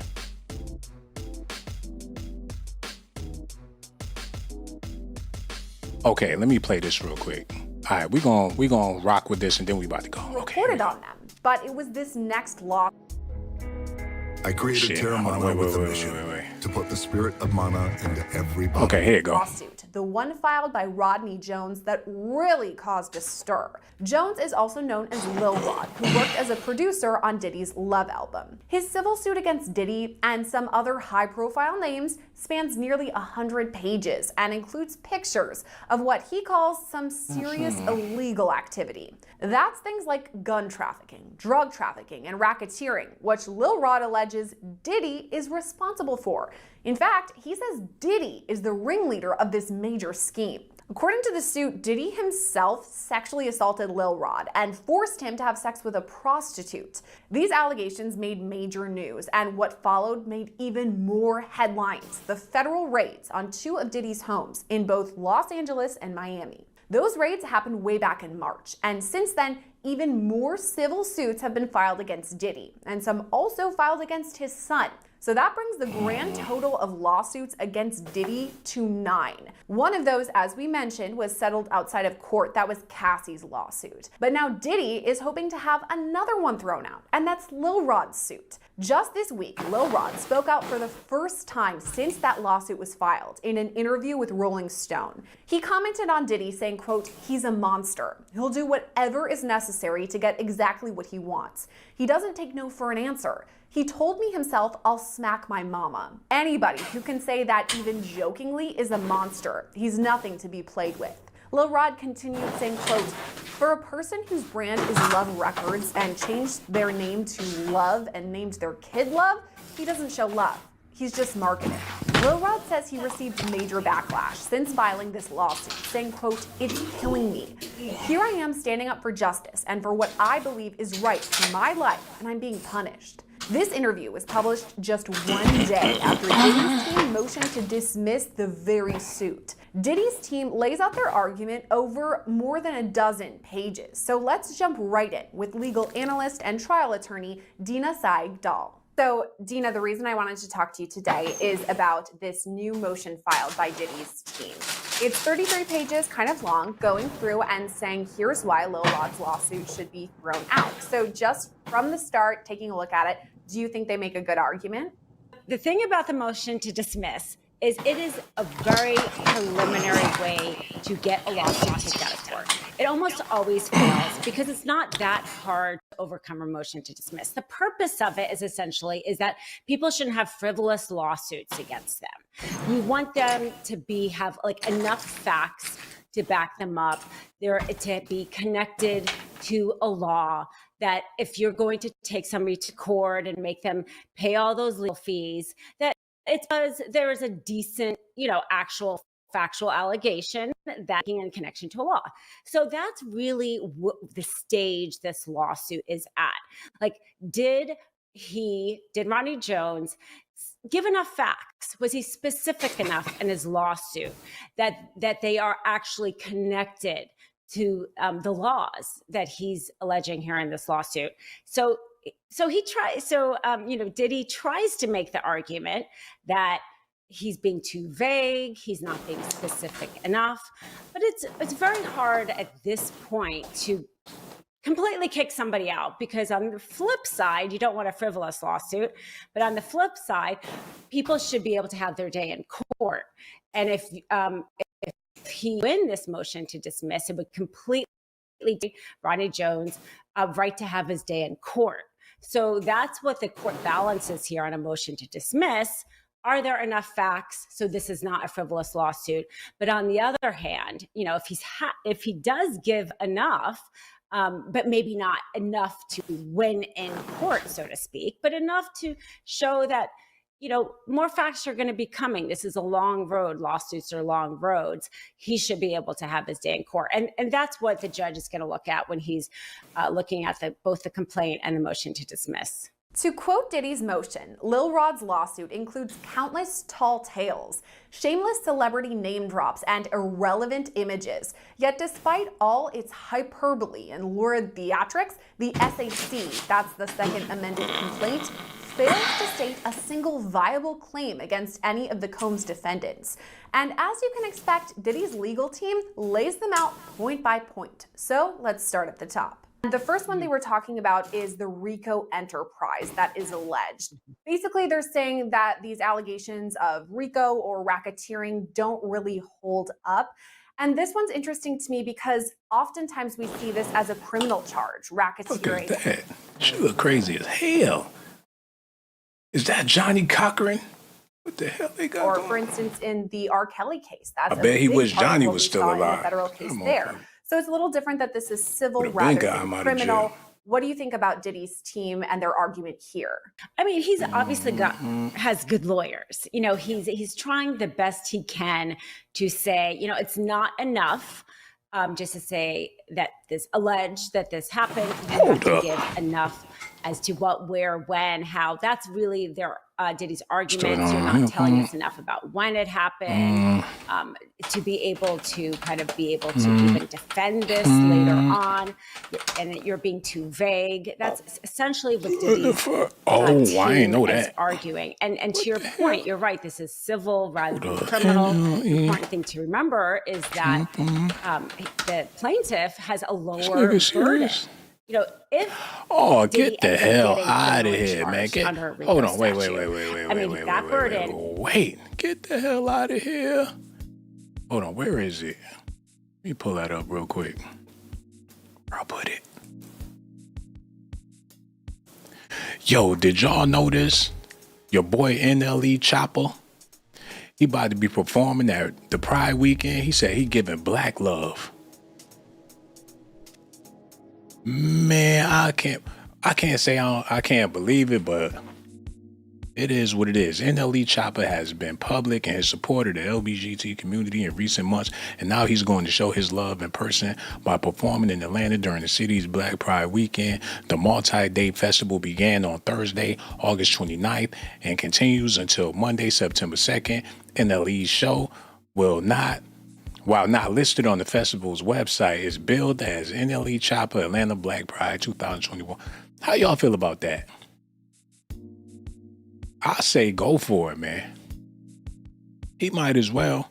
If there's money to be made, it don't matter what type of dollars them is. He about to get paid.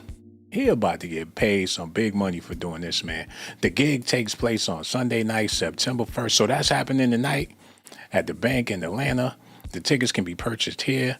Chopper announced the show on Instagram on Friday, August 30th, and explained his reasoning. What's that song he got? The one where he, if I was a bad bitch, I would want to bang me too. How you put yourself in that mind frame to even say something like that? You got to think of yourself as a girl in order to even come up with that concept. Or you got to look in the mirror and say, hey, if I was a bad chick, Who says that? I know that. I know he performed that tonight. He said, if you're a person that has something to say about me these last 6 months regarding if I'm or not, I'm a F-bomb, or if I'm this or if I'm that, well, this might make you a little bit more matter or make you more infatuated when trying to come to a conclusion of who I am, he began, because I know who I am so deeply and I'm so appreciative of who I am. I will be doing my justice by coming to Atlanta for the Pride weekend and everything. Man, make your money, dude. The hell would they talk? It really don't matter at this point what people got to say. People gonna say stuff regardless. If you getting paid, then you should care less about what a month got to say about you, man. Don't only do it this year, do it next year and the year after that too. Because while them people talking shit, you still gonna be getting paid. So salute to him, man. Y'all let me know how y'all feel about it. I don't feel no way about it. He might as well do the damn, I think all of them should. Everybody in rap should go down there and do the concert. All the hot names. Lil Baby should be down there performing. Whoever popping need to be down there performing, man.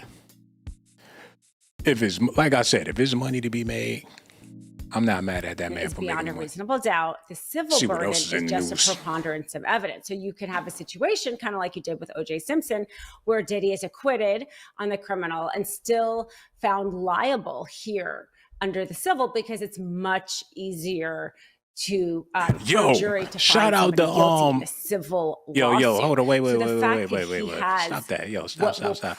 Yo, shout out to everybody that hit that Cash App. I got so much love for y'all. I really do appreciate y'all. Ain't got nothing but love for every last one of y'all. Thank y'all so much. Be a parallel track if indeed he gets indicted like we think he will. He'll have the criminal and the civil, and they will reinforce each other. That's the interesting thing too. The fact that these are happening at the same time, you usually have a civil lawsuit come after a conviction, because in some ways it's easier. The civil plaintiff can just use the facts that came out at trial in their complaint. The fact that these are happening at tandem will be interesting, because they might come out with some facts in the civil discovery that the criminal prosecutors will use at trial, and vice versa. It makes it doubly more difficult for Diddy to fight both of them at the same time. The next point Diddy's team focuses on is sexual assault, writing that the second amended complaint filed by Lil Rod fails to allege any facts from which a plausible inference could be drawn that threats of force, fraud, or coercion were used to compel Jones to commit a commercial sex act, or that Jones is a victim under the statute. Basically, they're saying there's no way Lil Rod can prove that Diddy coerced him into allowing this alleged sexual assault to happen. A major allegation that we see not just in this lawsuit, but in all 9 that Diddy was up against is sexual assault. These allegations. Oh, get the hell out of here. Wait a minute. Let me pull this up real quick, because I just seen some news that just blew my mind. Matter of fact, play that until I'm gonna play this until I pull it up. Y'all gotta see this real quick. What we're hearing. And in this case, that's what Lil Rod alleges. So Diddy's team is kind of pushing back and saying that there's no proof that Diddy coerced Lil Rod. This is in when Lil Rod allegedly had sex with a prostitute at the hands of Diddy. Also, whatever. Cassie's loss. Okay, y'all gotta see this real quick, because this is crazy right here. But maybe this not the first time this happened.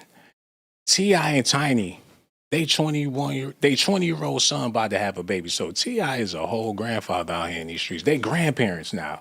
It's funny how time flies, and they still together, y'all. How y'all feel about that? Let me know. People said a lot of mean things about Tiny. People went in on this woman for years, but that didn't make T.I. feel like he need another wife, or she ain't good enough for him. When he started popping, he stuck with this chick throughout his whole career. He done went platinum, I don't know how many times. #1 hits. He rode it out with this chick. Not saying he was faithful the whole time, but neither was she. But still, after all that, they still managed to be together. I think they're a better representative black couple than Will and Jada. They might be the greatest black couple in hip hop. Let's be real. I'm not saying their relationship is perfect, but they ghetto fabulous and they still together. And now their kids is having grandkids. They like the ghetto Huxtables. I ain't even mad at this. Congratulations are in order. Atlanta legendary artists T.I. and Tiny are officially grandparents for the third time. So they got 3 grandkids. Which one of them is king? Don't tell me that's the one that's about to have a baby. Man, I can't wait to see. Oh my goodness. I bet he gonna have a beautiful baby. Cause people say things about people, but them people that y'all be talking crazy about, they always end up having beautiful babies. And I know what y'all saying out there being mean. Y'all been mean about Tiny. Y'all been mean about his son. Y'all been mean about a lot of stuff when it comes to T.I., but he's still the king of the South, if you ask me. Atlanta, Georgia, October 3rd. T.I. and Tamika Tiny Harris are now grandparents to 2 little ones. A third one is on the way by his 20-year-old son, King. T.I. and Grand Hustle artist Young Dro stopped by Atlanta radio station Hot 97 to promote their latest song, Thank God, featuring Kirk Franklin. Thank God featuring Kirk Franklin? Wait a minute. You mean it's Young Dro back in the booth with Tip? I gotta see this, man. Cause I'm a fan of Young Dro. I'm a fan of T.I. If they cooking up, not that long ago, I seen the T.I. freestyle and it was amazing. This man T.I. still got it. Hold on, let me type this in real quick. Y'all, if that beat ain't hitting. That beat ain't hitting either. Okay, we'll do it this one for a little bit. Okay, T.I. Young Dro.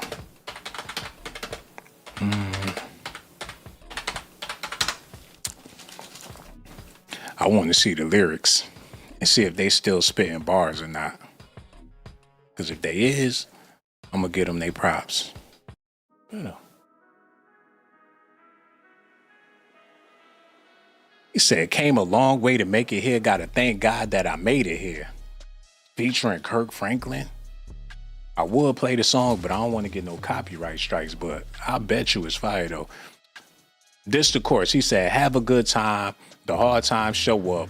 Money coming fast. Hope it never slow up. I done came a long way to make it here. Gotta thank God that I made it here. Respected by every hood. Nigga throw up. Stupid solid. Never let niggas hoe us. I done came a long way to make it here. Gotta thank God I made it here. Hey, this might be something worth checking out, y'all. I advise all y'all to go out there and listen to the song. This is T.I. verse. He says, show your credentials. Who you acting to? That's it. Boy, who you done beat up? What you done been through? Hit you on your records. You sounding very high. But what you done did, the IGA can verify. Come on, Tip. Hold on, man.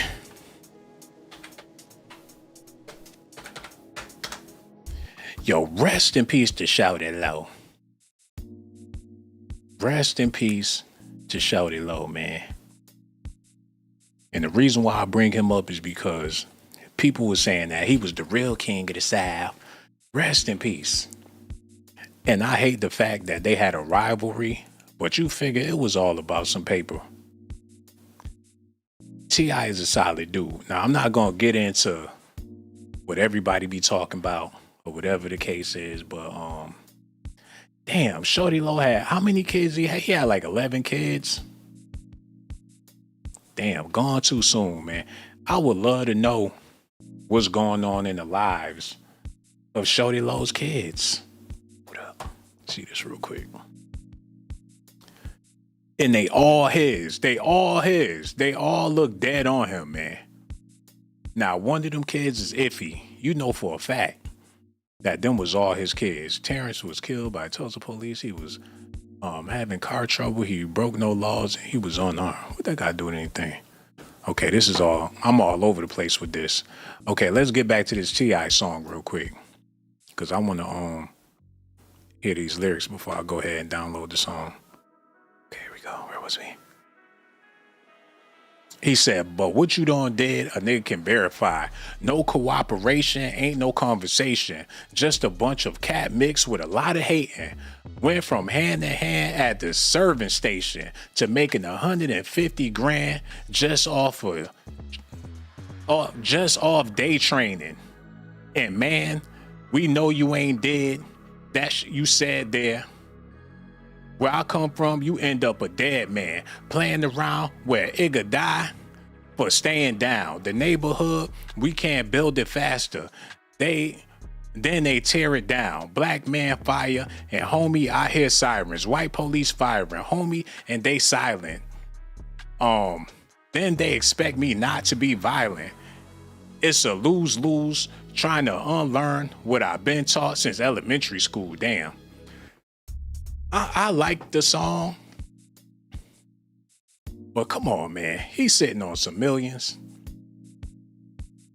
We need to be having different conversations, and I understand the struggle is real, but this is the culture that we are part of. He gonna give the fans what they want, and you can't be mad at him for that.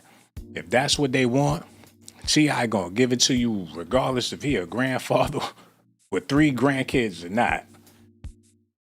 He not gonna switch up the content. If this is what the people asking for, he gonna give it. Okay, let me see what 21 talking about. He said, might have took a minute, but we got it. Might have took a minute, but we got it in. Lost a couple of M's, lost a couple of friends on God. Gotta make some losses if you want to win. Facts. Disrespect is damn near mandatory that we gotta spend. Trying to hibernate, we give his next of kin. Encore effort, hit they block again. On God, I embrace the struggle cause I understand. Fell in love with hard times. They turned me into a fucking man. Living by the code, I don't have to talk to police, never. Stand up when I'm pissing, can't no nigga hold me. See, rapping like I'm preaching, all my bars holy. Hold up.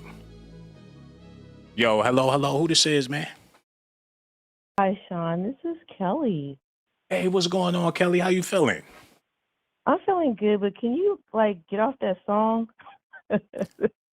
What's wrong with the song? The song is trash. The message is good, but yeah. Did you hear the song? Yeah, I played it. And you said it's trash. Yes. What about the song make it trash? Is it the beat? I mean, it's not a good song. It doesn't have a good. I mean, the lyrics are mediocre. The beats are just, I don't know. It just sounds like it seemed like they just made it in a couple of hours. It's not good. It's nothing that you can rock to. I listen to gospel music all the time. I listen to rap. I'm like, what kind of genre is this? Do you listen to it when you're in your car? Do you listen to it when you're at the club? Some you can listen to at the club and you could dance to it, but it's not this. Hey, we live in some ratchet times, man. If it ain't lemon pepper wet, people don't want it. It's unfortunate, even if it is gospel. You got to deep fry the gospel now. I don't believe that. I believe that you could, get the word, whatever. I mean, it comes in different forms. It comes in different flavors, but that's trash. I mean, no disrespect. I know you like T.I. Well, I put myself to the side and think about the younger generation because that's all that really matters. How I feel about some shit really don't matter because it's their day. The younger generation, they the ones that's, this music is designed for them. It really ain't designed for me like that. Oh, okay. I get what you're saying now. It's like it's like you wanna put the medicine in the candy kind of situation, like with It, the younger people. it's not even medicine, man. It's straight candy. But But that's all you're they gonna young. eat. But you're young, Sean. I mean, you don't find it appealing? I mean, The it, the music nowadays, you don't find it appealing to you? just going through life and understanding that when you get to a certain level, you have to change. You know what I'm saying? That's the reason why I'm on camera now because I've been doing YouTube for 8 years straight, and it's like, damn, you gotta change. People not gonna like it, but in order for you to really be happy with yourself, you have to change. I'm pretty sure when Ti get home, he ain't on that dumb shit. He probably at 21 Savage. He from the UK. Mhm. He probably love his tea. He probably when he get home, he take him a bubble bath, candles. He ain't on that street nigga shit. When you sitting on M's, who got time for that? You got too much money to be living the street life, and for what? So you feel like it's just all a masquerade. The people that's out here that's portraying all this stuff, they just doing it for the money. They just doing it to um they just doing this to appease their audiences. They don't really believe it themselves. Is that what you're saying? Man, it's all about what they gonna pay you to do. Now, if you want to do your own thing, you got to print your own money. But if they telling you that we gonna pay you for what they want you to do, you got to do what they want you to do. If you're trying to get a bag, you could do an independent record label or put out an independent album doing what you want to do, but you're not gonna have the same backing and pushing as if you put out something to where the people that's cutting the checks want you to do. Yeah, I've heard that before. Like I listen to Apple Music and Spotify and you have these like rappers out here, they make amazing music, but they never hit the mainstream. It'd be always the same 6 songs in rotation. It's like Yeah. they push an agenda out there in this world. So, I mean, I believe what you say. Like, they portray one way, but they're behind the dates. They're another way. But I have a question for you. What's up? Do you really eat like that in real life? Hell yeah. I was being generous. I was trying to be professional with it, but I don't know what I look like, but shit, that's how I do. I'm worse than that in real life. So you breaking forks in restaurants and stuff? Man, it was a plastic fork. I tried to cut that hard ass egg with that fork and it just would not go. So it is what it is, man. I know you probably eat worse than me. You just never put a mirror in front of yourself when you was eating. No, I was raised a certain kind of way. You don't eat like that. You eat like you was raised in a barn. How am I supposed to eat? Well, you breathe actually between each time you put food in your mouth and you chew your food. So you saying I wasn't breathing, so I was eating like a pig. I wouldn't even put you in the same category as a pig. You know what it is? This Kamala shit got y'all feeling real comfortable out here in these streets. That's what's going on. Y'all just rude for no reason. How you gonna tell me I eat like a pig? Okay, if I'm lying, I'm dying. And you can see the people that was listening to you. You was like, hey man, I mean, I is thought what it is. myself that it was fake. But you know what? We love you, Sean. We don't care. You know what? I love you too, sister. Real talk. You get your nourishment in. You good. What was you eating anyway? Man, it was some Chinese food. You ever had egg foo young before? No. It's the best thing ever, man. I recommend everybody go out there and give it a try. Like once you have it, you're gonna be hooked for the rest of your life. And since you on the phone and I'm asking these questions and stuff, I need you to answer this question for me. I need to know the answer. How is it possible to traffic a grown person when, grown people make decisions for people have their own best interests at heart? How is anybody going to traffic a grown person? How is that possible? Well, usually it's because they have something over you. So a lot of times it's like a blackmail situation or even like a power situation. So say if it's if it's a woman, say for instance, right? And sometimes men it's not even men, it could be women too. They'll convince you that, this is what you need because no one loves you or blah blah blah blah, right? They just kind of like a pimp situation, right? Right. They break you down and they lift you up and you do whatever they want. It's almost like that kind of situation. And then in the other situation, they have something over you, like they blackmailing you. So it might be pictures, it might be video, it might be a secret that you have that you don't want no one else to know about. So you're gonna do what that person say because you don't want to be exposed. Well, you figure if you find yourself in the presence of Diddy, a lot of times people want to be used and taken. People willing to do whatever this man tell them to do. They're going to be like, sir, yes, sir. Because of who he is. You in his house. Right. Like you there, you at Diddy house late at night. Can you imagine you calling your boyfriend or your significant other or whoever you with and telling him, I'm at Diddy's house tonight?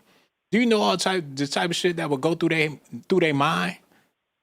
Right. Well, I mean, as far I know, this is unpopular, probably opinion, whatever. But I really feel like a lot of those people, they was in on it. They was cool with it. They was making their money or getting whatever they wanted out of it. And now the situation is turned, and people are looking at him in a bad light and stuff. Now they want to like turn the tables and say like, oh, because everybody got choices. As soon as something happens that you don't like, you need to get out of it. But if they continue to do it for like hella years and stuff, I don't know. I feel like they wanted to do it. It's good until it's not good. Yeah, when you find yourself around some bosses, like you're going to be subjected to whatever. If you're willing to stay, if you're willing to participate. Now, I don't know where you work or what line of business you in, but if you was with the CEOs of your company, you was in their presence at their house. Mm-hmm. I mean, what you doing there?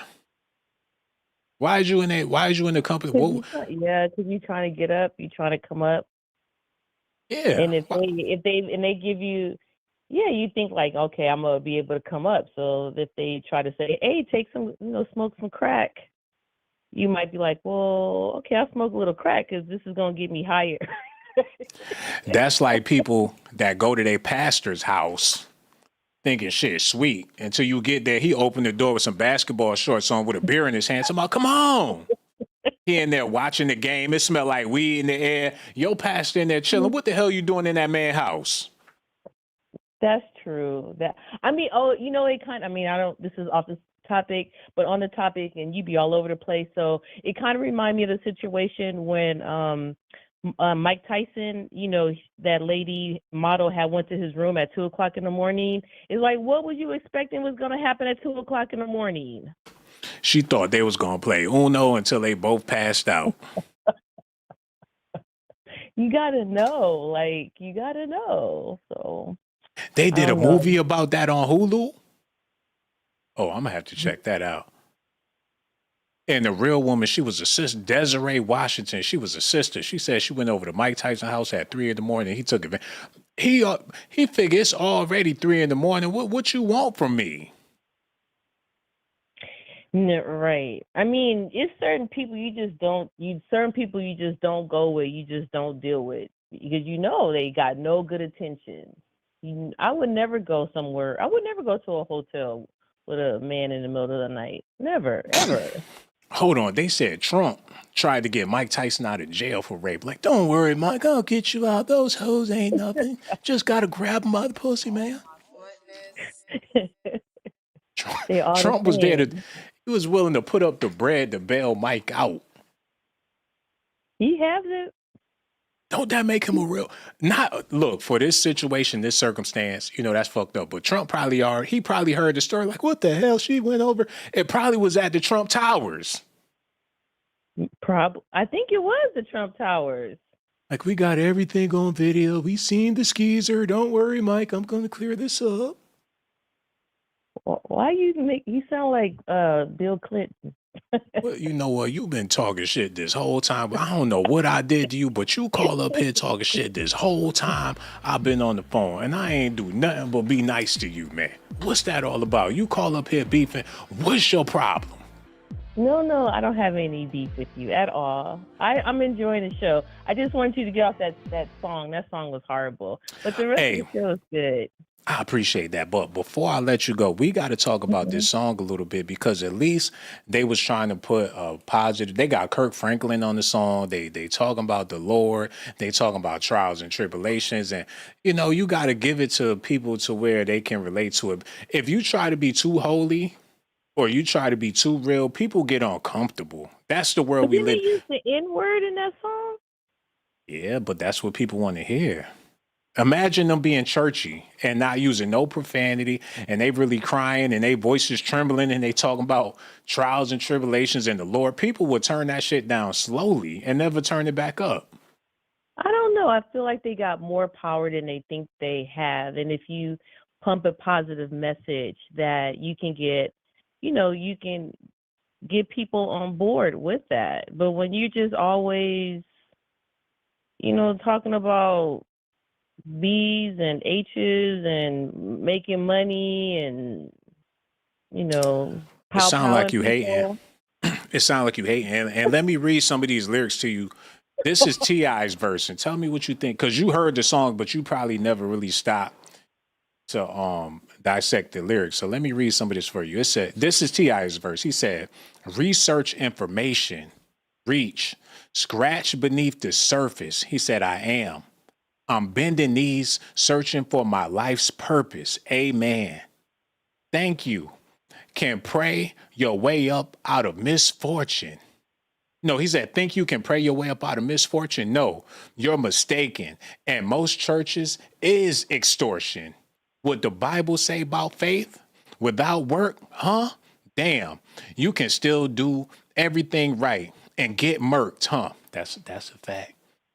You could be a good guy, just like Takeoff. You could be a good guy out there. You ain't bothering nobody and still get taken out the game, man. It'd be the good ones that go first, man. He said, you can still do everything right and get murked, huh? Think to support education? They ain't learning. Still hate, got them killing, and they turn. Seen so many futures and families set on the mantle, like Bankroll Fresh and the King of Alabama, Doe B, Peanut the Dawn, and Lil Chink, Dex Osama Camouflage back in the day. Then there was Dollar, Lil Snoop, Triple X, and Mac Dre. Man, every day a blessing. Learning that shit from hustle, don't take that for granted. Do yourself some damage in a mansion with expensive granite. Trying to understand it. So he put some real realness in this song. Well, if you isolate the lyrics, it do sound better. He put a lot of profound truth in that. Now, I can't speak for everybody else on the song, but T.I., he came with some very insightful words that his fans needed to hear. That's true. I hope they heard it. With your hating ass.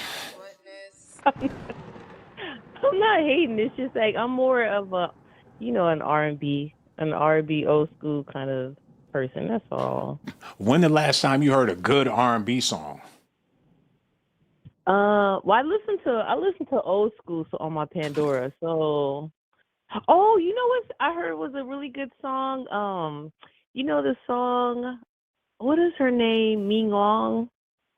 It's a recent one. Mm-hmm. And but the video was crazy. You know the song that came out and she's talking about, friend, where have you been? It's a whole bunch of songs with that in there. Me like you do. Yeah, I've heard that. It sounds like somebody singing in the shower. It don't sound good. But that's like the closest thing that we've gotten. I mean, me personally, I listen to like old school, but the new R&B singers sound like they in the shower singing, They You washing up right. real good, and that's all of them sound like that, from the Summer Walkers to whoever. You're right. I love some Shower Usher though. singers. I feel like Usher still be coming out with some bangers every now and then. I haven't heard a new Usher song since Yeah, Yeah, Yeah. That was it. But Usher's considered old school. That's crazy. Summer Walker got 3 kids and 3 baby daddies. How you feel about that? Well, me personally, I feel like you need to repopulate the earth.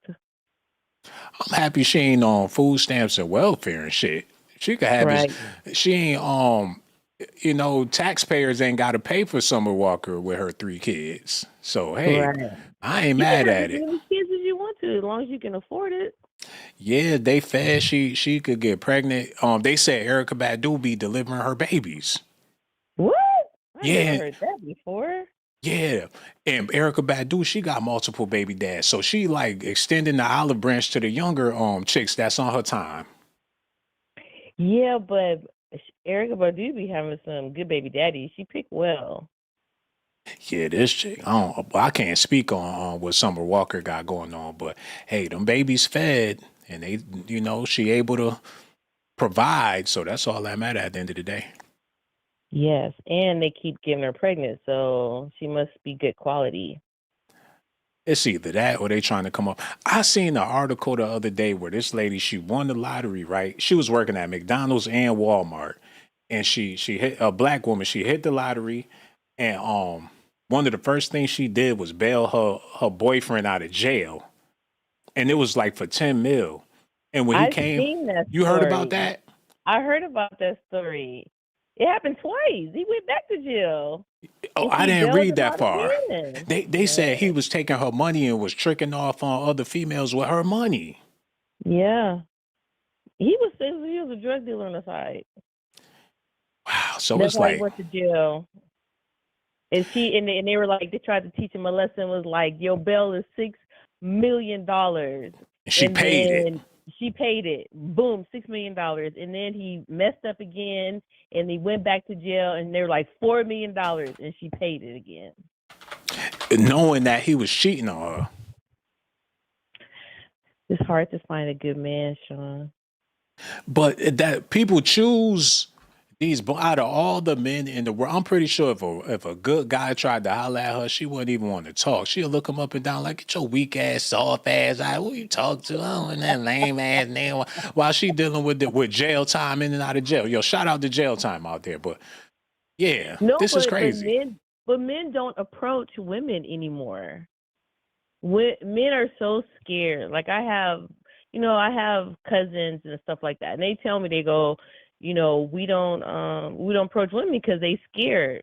They scared because they're going to get rejected. They're scared of the Me Too movement, so they don't approach at all. That's they not said why. they were for a woman to come up to them. That's not Okay. why. Modern women base men off of their social media profiles. If your Facebook on fleek and you posted up with your family at the cookout and you got all shit that she could look on Facebook and say, oh, that's nice, that's cute. Oh, he playing with his kids. Oh, they went to Dave and Buster's. Women base men off of they social media profiles. So you approaching somebody in person, they can't click through your pictures. They can't read your post. They can't do nothing. You're not interesting as a person in real life. You more interesting as somebody on social media. But that's why men not approaching. But they be catfishing all the time, men and women. They don't look like what they look like on It don't social matter. media. They be intrigued. They be sold already. That's like if you go to a fast food restaurant, the pictures on the menu look amazing. Like, oh, I want that and that. But when you get it, you be like, this shit look nasty, but you still gonna eat it. I'm not gonna eat it. Hey, people still gonna eat it, man. They get their burger, the bun slid off to the side, the mayonnaise all over. They still gonna take a bite. And that's what it's like on social media. You meet somebody, you be like, you don't look like your damn pictures, but I'm still gonna smash. You should meet people in person. It don't work like that. You should meet people online or on dating. You meet people in person. You meet a person in person, the first thing they're gonna ask is for your social media. I don't think that's true. It is. They want to know. They want to see what you got going on. They want to see your Instagram, your photos. They want to see your videos. They want to fall for you based off of the content that you put on. And that's why I don't really do social media like that, because it's stupid. That's weird. I wouldn't trust someone that was like, "What's your social media? That's What's what your they do. Facebook?" That's what they do, and that's why, a man approaching a woman in the modern day, you a lame. You are. What if a man approach a woman? They're lame. Yeah, because you don't know. You would know more about that woman just by dealing with her social media than you will ever know by approaching her. How you don't know? You would know what somebody got going on off of their social media quicker than you will know by meeting some random person in person. Yeah, that's true. But like I said, people be catfishing. They be. I was watching a Tubi movie, and the guy was doing that. He was like taking pictures in front of houses that wasn't his, pictures of in front of cars that wasn't his, and he was like tricking off. He was like getting money from this woman to take this woman out. It happens all the time, so I would not trust what I see. It be some bad women's on them Tubi movies, man. They all got fat booties. They got some fine ass women on. So I don't give a damn what the movie is about. You could put a Tubi movie on and put it on mute and just enjoy the scenery. It's like porn. It's ratchet. It's the perfect amount. It's the perfect amount of ratchet, man. The whole Tubi. If you fall in love with the ratchetness after a while. Like for the people that never been on Tubi or never watched a Tubi movie, you're gonna be offended as a person of color when you see this shit. Like, damn, this shit ghetto as hell. But once you watch 2 or 3 of them joints, you're gonna be popping your gum real loud watching them Tubi movies. I don't know. I know people want to cancel Tubi, but Tubi be having some good movies. Yeah, yo, you know what's crazy? Chris Stokes got some good ass Tubi movies. He got movies on there? Yeah, Chris Stokes. You mean he played? Oh, you mean No. he's playing in the movie? No, he direct these movies. He like the Tyler Perry of these movies, and they good. No way. Yeah, a lot. I'm pretty sure you seen the movie. You ever seen The Stepmother? No. Chris Stokes movie. You gotta check it out.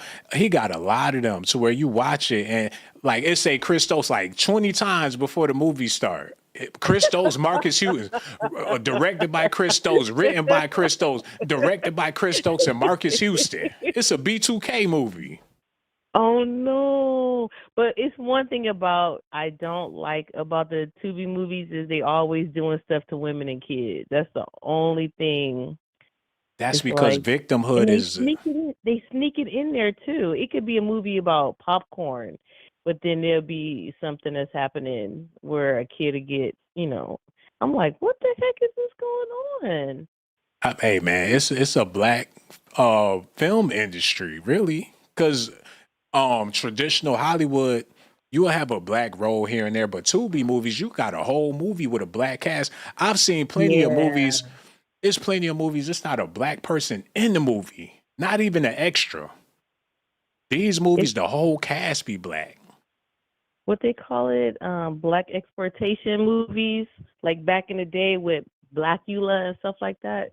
Yeah. And they not playing themselves like that in these Tubi. They got horror, they got drama, I'm pretty proud of Tubi, I must say. You should make a Tubi movie. You know what, man? That's the goal. That's the aim. At first I was skeptical. I'm like, man, this some old BT bull. They got black people looking bad and all this type of stuff, but it's variety. You could pick and choose. Yeah, it got decent movies on there that you can watch without feeling degraded. Yeah, they do. Not every doubt. movie is a bad movie. Not every movie is a bad movie. You know what? Your conversation is everything, man. I wish I could talk to you like this every night. And I plan on going live again tomorrow. So if you up, if you free, matter of fact, what your name is, I got to lock you in. My name is Kelly. Kelly, man. I'm always gonna remember your name. If you don't mind, I'm gonna go ahead and save your number and all that stuff. You are the great. Hold on, wait a minute, Kelly. This is Kelly. Kelly. Yes. Oh, get the hell. You mean to tell me this is the Kelly? And I didn't know this whole time. Oh, get the hell out of here. I didn't know. I be in the chat all the time. That's what I see you in the chat. I can't believe that you actually called up here, Kelly. I really do appreciate that. Conversation phenomenal. That's all I needed, man. You seen your boy over here struggling. You reached out, showed me some love. I will forever be grateful for you, Kelly. And I'm a cash app you, Sean. Oh man, that's even better. You putting the cherry on top. We got to do this all the time. Your conversation is phenomenal, Kelly, man. We got to make this a routine. I need you. Real talk, man. I want you to enjoy the rest of your night, Kelly. I'm never going to forget this moment. I'm always going to appreciate you. And the next time I go live, I'm going to be looking forward to that phone call. You heard? All right, bye, Sean. Oh, no doubt, Kelly. I'm going to holler at you later. Real talk, man. So much love for her, man. That's all I needed. She called in, live from the chat. Probably ain't never called before. Ain't never even spoke to this woman before. But tonight, she decided to give me a call and show me nothing but love, man. So I'm ending on a high note. I'm going to stick around for a little bit and surf the web. I'm going to play this. I'm going to surf the web for a little bit. And if I see something interesting, I'm going to let y'all know. But until then, we waiting on the phone call. And let's get back into this news. She alleged that Diddy coerced her into having sex with a prostitute. This part is kind of tricky for me even, because how would you prove coercion? So does Diddy's team have a strong argument there? They may have a strong argument, but not at this point in the lawsuit, because this point in the lawsuit, Rodney doesn't have to have all of the facts to prove the coercion, because this is just starting. We have something in civil lawsuits called discovery, and that is where the facts come out, and he will be able to subpoena people for depositions. Imagine he's going to want to have witnesses testify, other people who had maybe similar sexual assaults come and testify. That's where he's going to come up with all the facts. So the court doesn't expect him at this point in the stage to have all the facts to prove his claim. He just has to have enough for it to show that this isn't a frivolous lawsuit. Another big motion that will come out if this does pass the motion of dismiss. Yo, hello, who this is, man? You know what? My granny be staying up all night to talk to you because she always told you she smooth, you groove. She always want to say, keep doing what you doing. Man, we don't hear nothing you saying because it's real loud in the background. We can't even hear you. Okay, let me turn this down. Oh, I'm pretty put please. Granny on the phone. Yeah, pretty I'm please. gonna always say make it do what it do. Man, I'm saying I think this your face. I love you. I love your commentary. Don't want you. Don't want nobody. Life ain't shit, but I ain't that bitch. Keep doing what you're doing. I love you. I see you smiling. Man, you all right with me. Oh, man, I appreciate that. So that's all I needed, man. You don't never say nothing nice to me. You say nothing nice to everybody else. No, I ain't got nothing but nice things to say about you. Okay. Well, listen, I live in the hood. They done told my cup. They say I think I'm better than them. I'm gooder than them. I ain't no better. I just don't deal with certain people. They done told my cup. I need 4 rims. This shit's so sad. I'm so tired of society. So at the end of the day, black, white, blue, green, politician, all this stuff, everybody gonna do what they want to do. Tiffany Haddish, she doing the same thing everybody else did. So now they on her head. So it is what it is.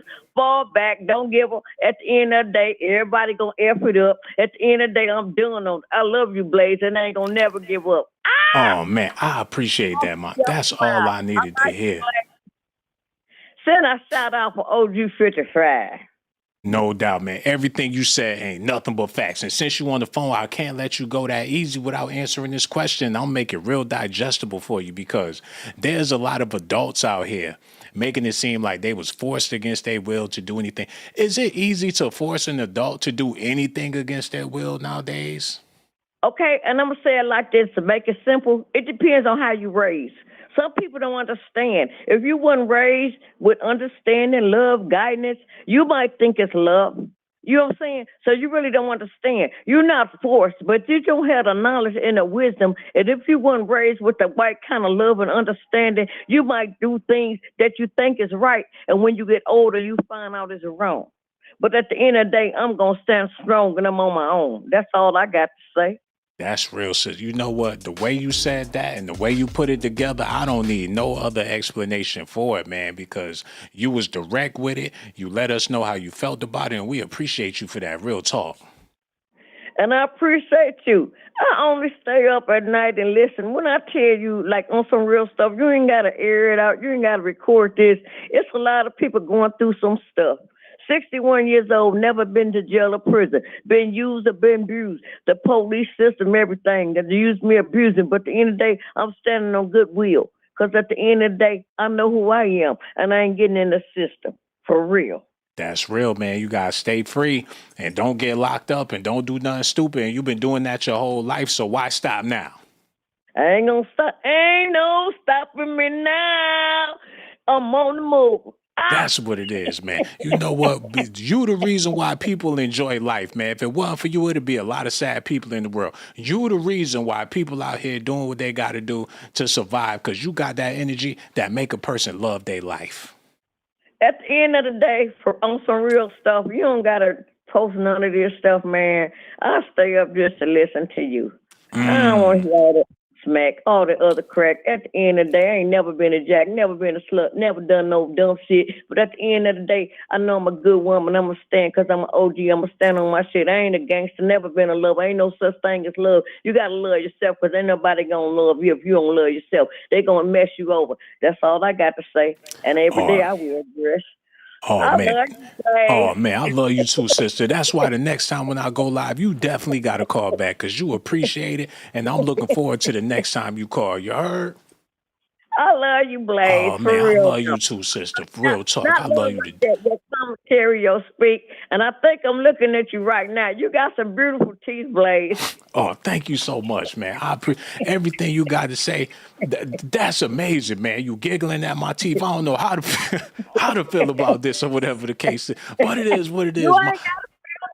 Keep it grooving, keep it grooving, keep that smile on you, keep your commentary moving. That's all I got to say. Look at Big Blaze. That's what's up. No doubt, no doubt. See, that's what I'm talking about. You the one. You the real MVP, man. If it wasn't for you, the whole video would be booty, man. You called in here and set it off and let the people know what time it is. That's why the next time when I go live, you definitely got to call back. We love you to death, sister, and I'm going to be looking forward to that, too.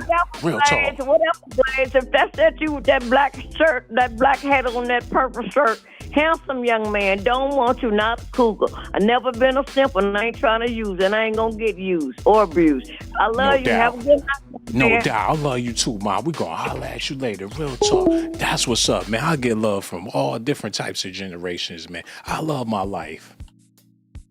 Specifically because of her. And I want to thank her again for calling in. I forgot what I was talking about. But that's all right. I was looking at something that I was going to it'll come back to me. Let's get back to this. Is what we call summary judgment and, motion. Thank her. That and once again, thank her so much for a phone call. I really appreciated that. Is a time that could make the case go away. It is the more likely motion to make a case go away because at that point, both parties are saying, we have all the facts. We've done all the depositions. We know all the facts.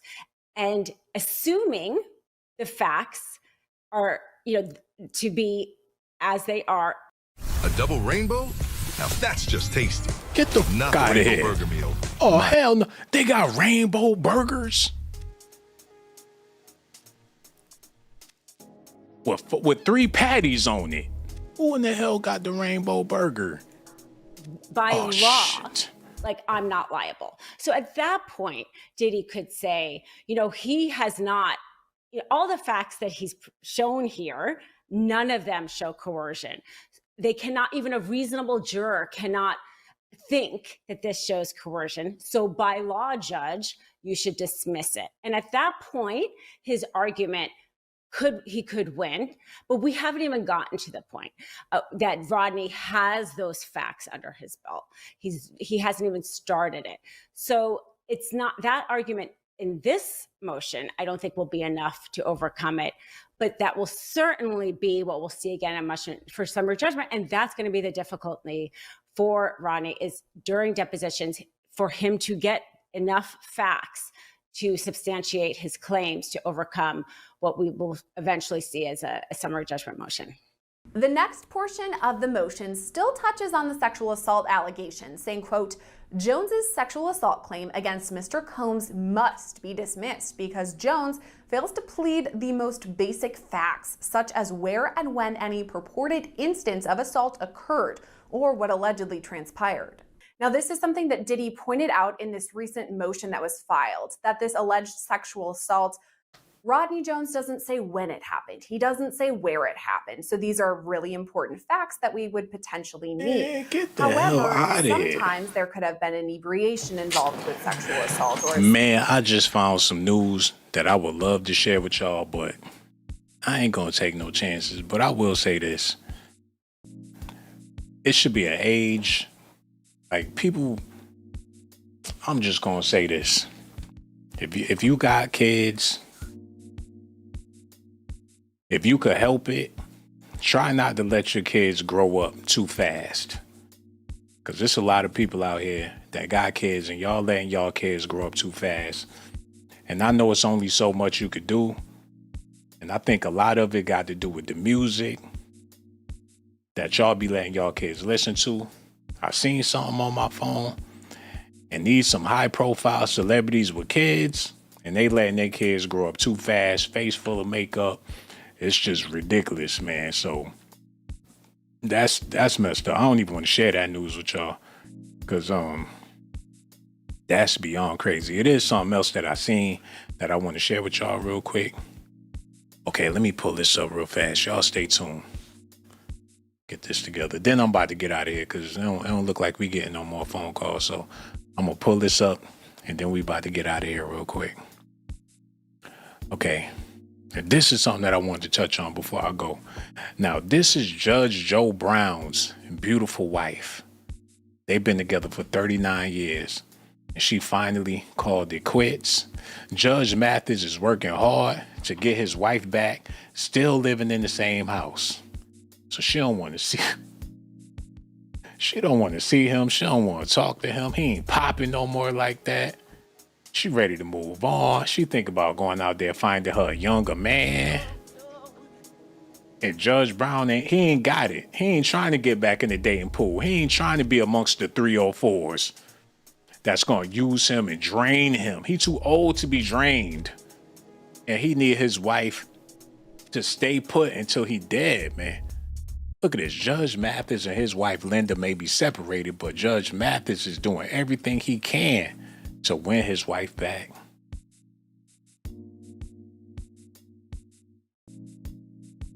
Man, let her ass go. He could bag another chick. All he got to do is tell him that he's Jalen Rose. He could easily get another female, but I can understand why he want to stay with her. He love her. He done invested way too much into this woman. She's sick of him.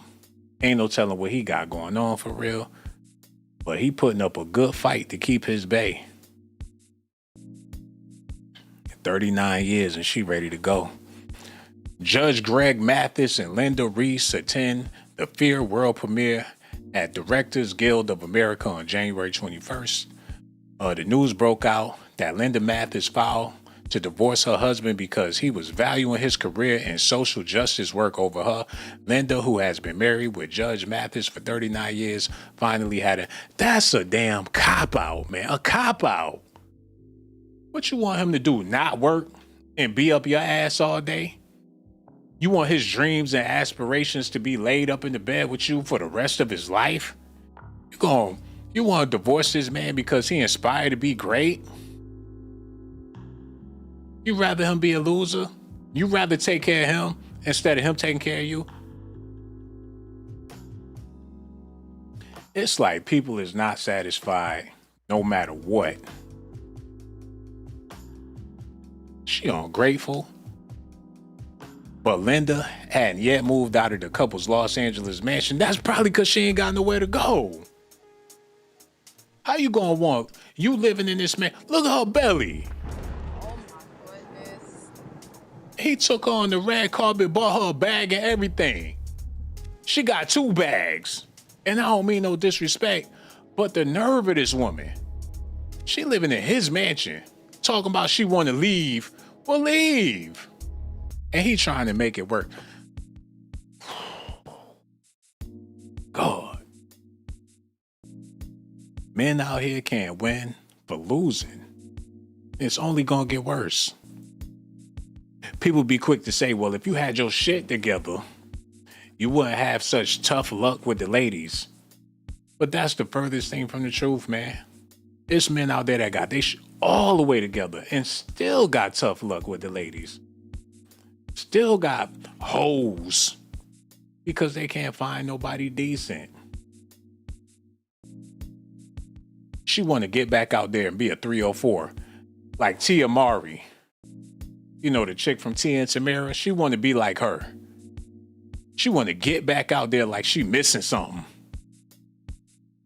But Linda hadn't yet moved out of the couple's Los Angeles mansion, so there's still hope of a reconciliation. Judge Mathis and Linda, I read that part already.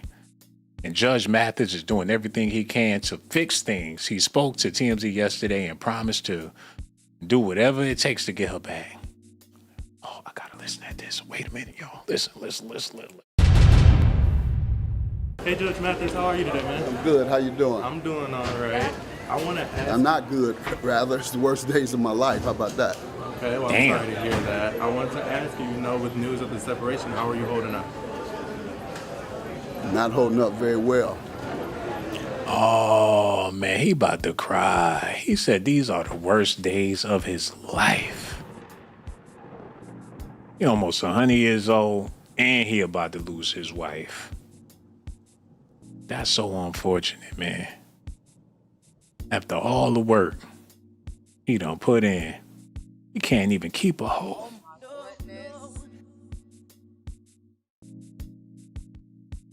He can't keep her. He trying. He out there hurting. Oh, God. You figure at his age, he would be done with the heartbreak. Been married for 39 years. He probably thought in his mind he would never have to go through a heartbreak ever again. And at this point, when he all the way spent, it's young people that could barely go through it.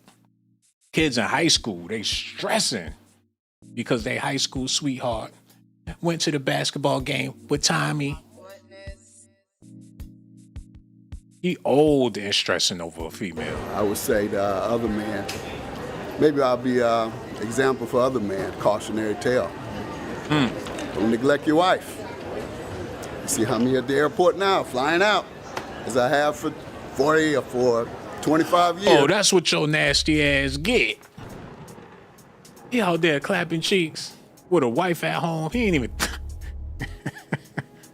He wasn't even thinking about her ass for 39 years. He come home, get dressed, and leave. She in the shower getting ready. Like, oh, my man home. Big Daddy Math. Oh, let me get my hair, my makeup, my nails. She cooking. She doing all this wifely shit. Big Daddy home. As soon as the turkey come out the oven, she looking for his ass and he gone. Now he want to cry. After he don't even know this woman. He neglected her the whole time they was married. Yes. My wife has been third. Serving the community, taping my show, having fun with friends. That's what happens, guys. Never be too busy or never have too much fun beyond your wife. So I do want to ask, the day... Come to think about it, I've been on this stream for too long. I got some shit on. Keisha? Is she Keisha? Hold on. Oh, I gotta go. Y'all don't love me. It ain't like y'all calling. It ain't like y'all care. I gotta find me somebody. I'm about to hit the streets. What time is it? I'm about to get out here in these streets, man, because I ain't about to be wasting my time on YouTube all day when I could be out there getting some cheeks.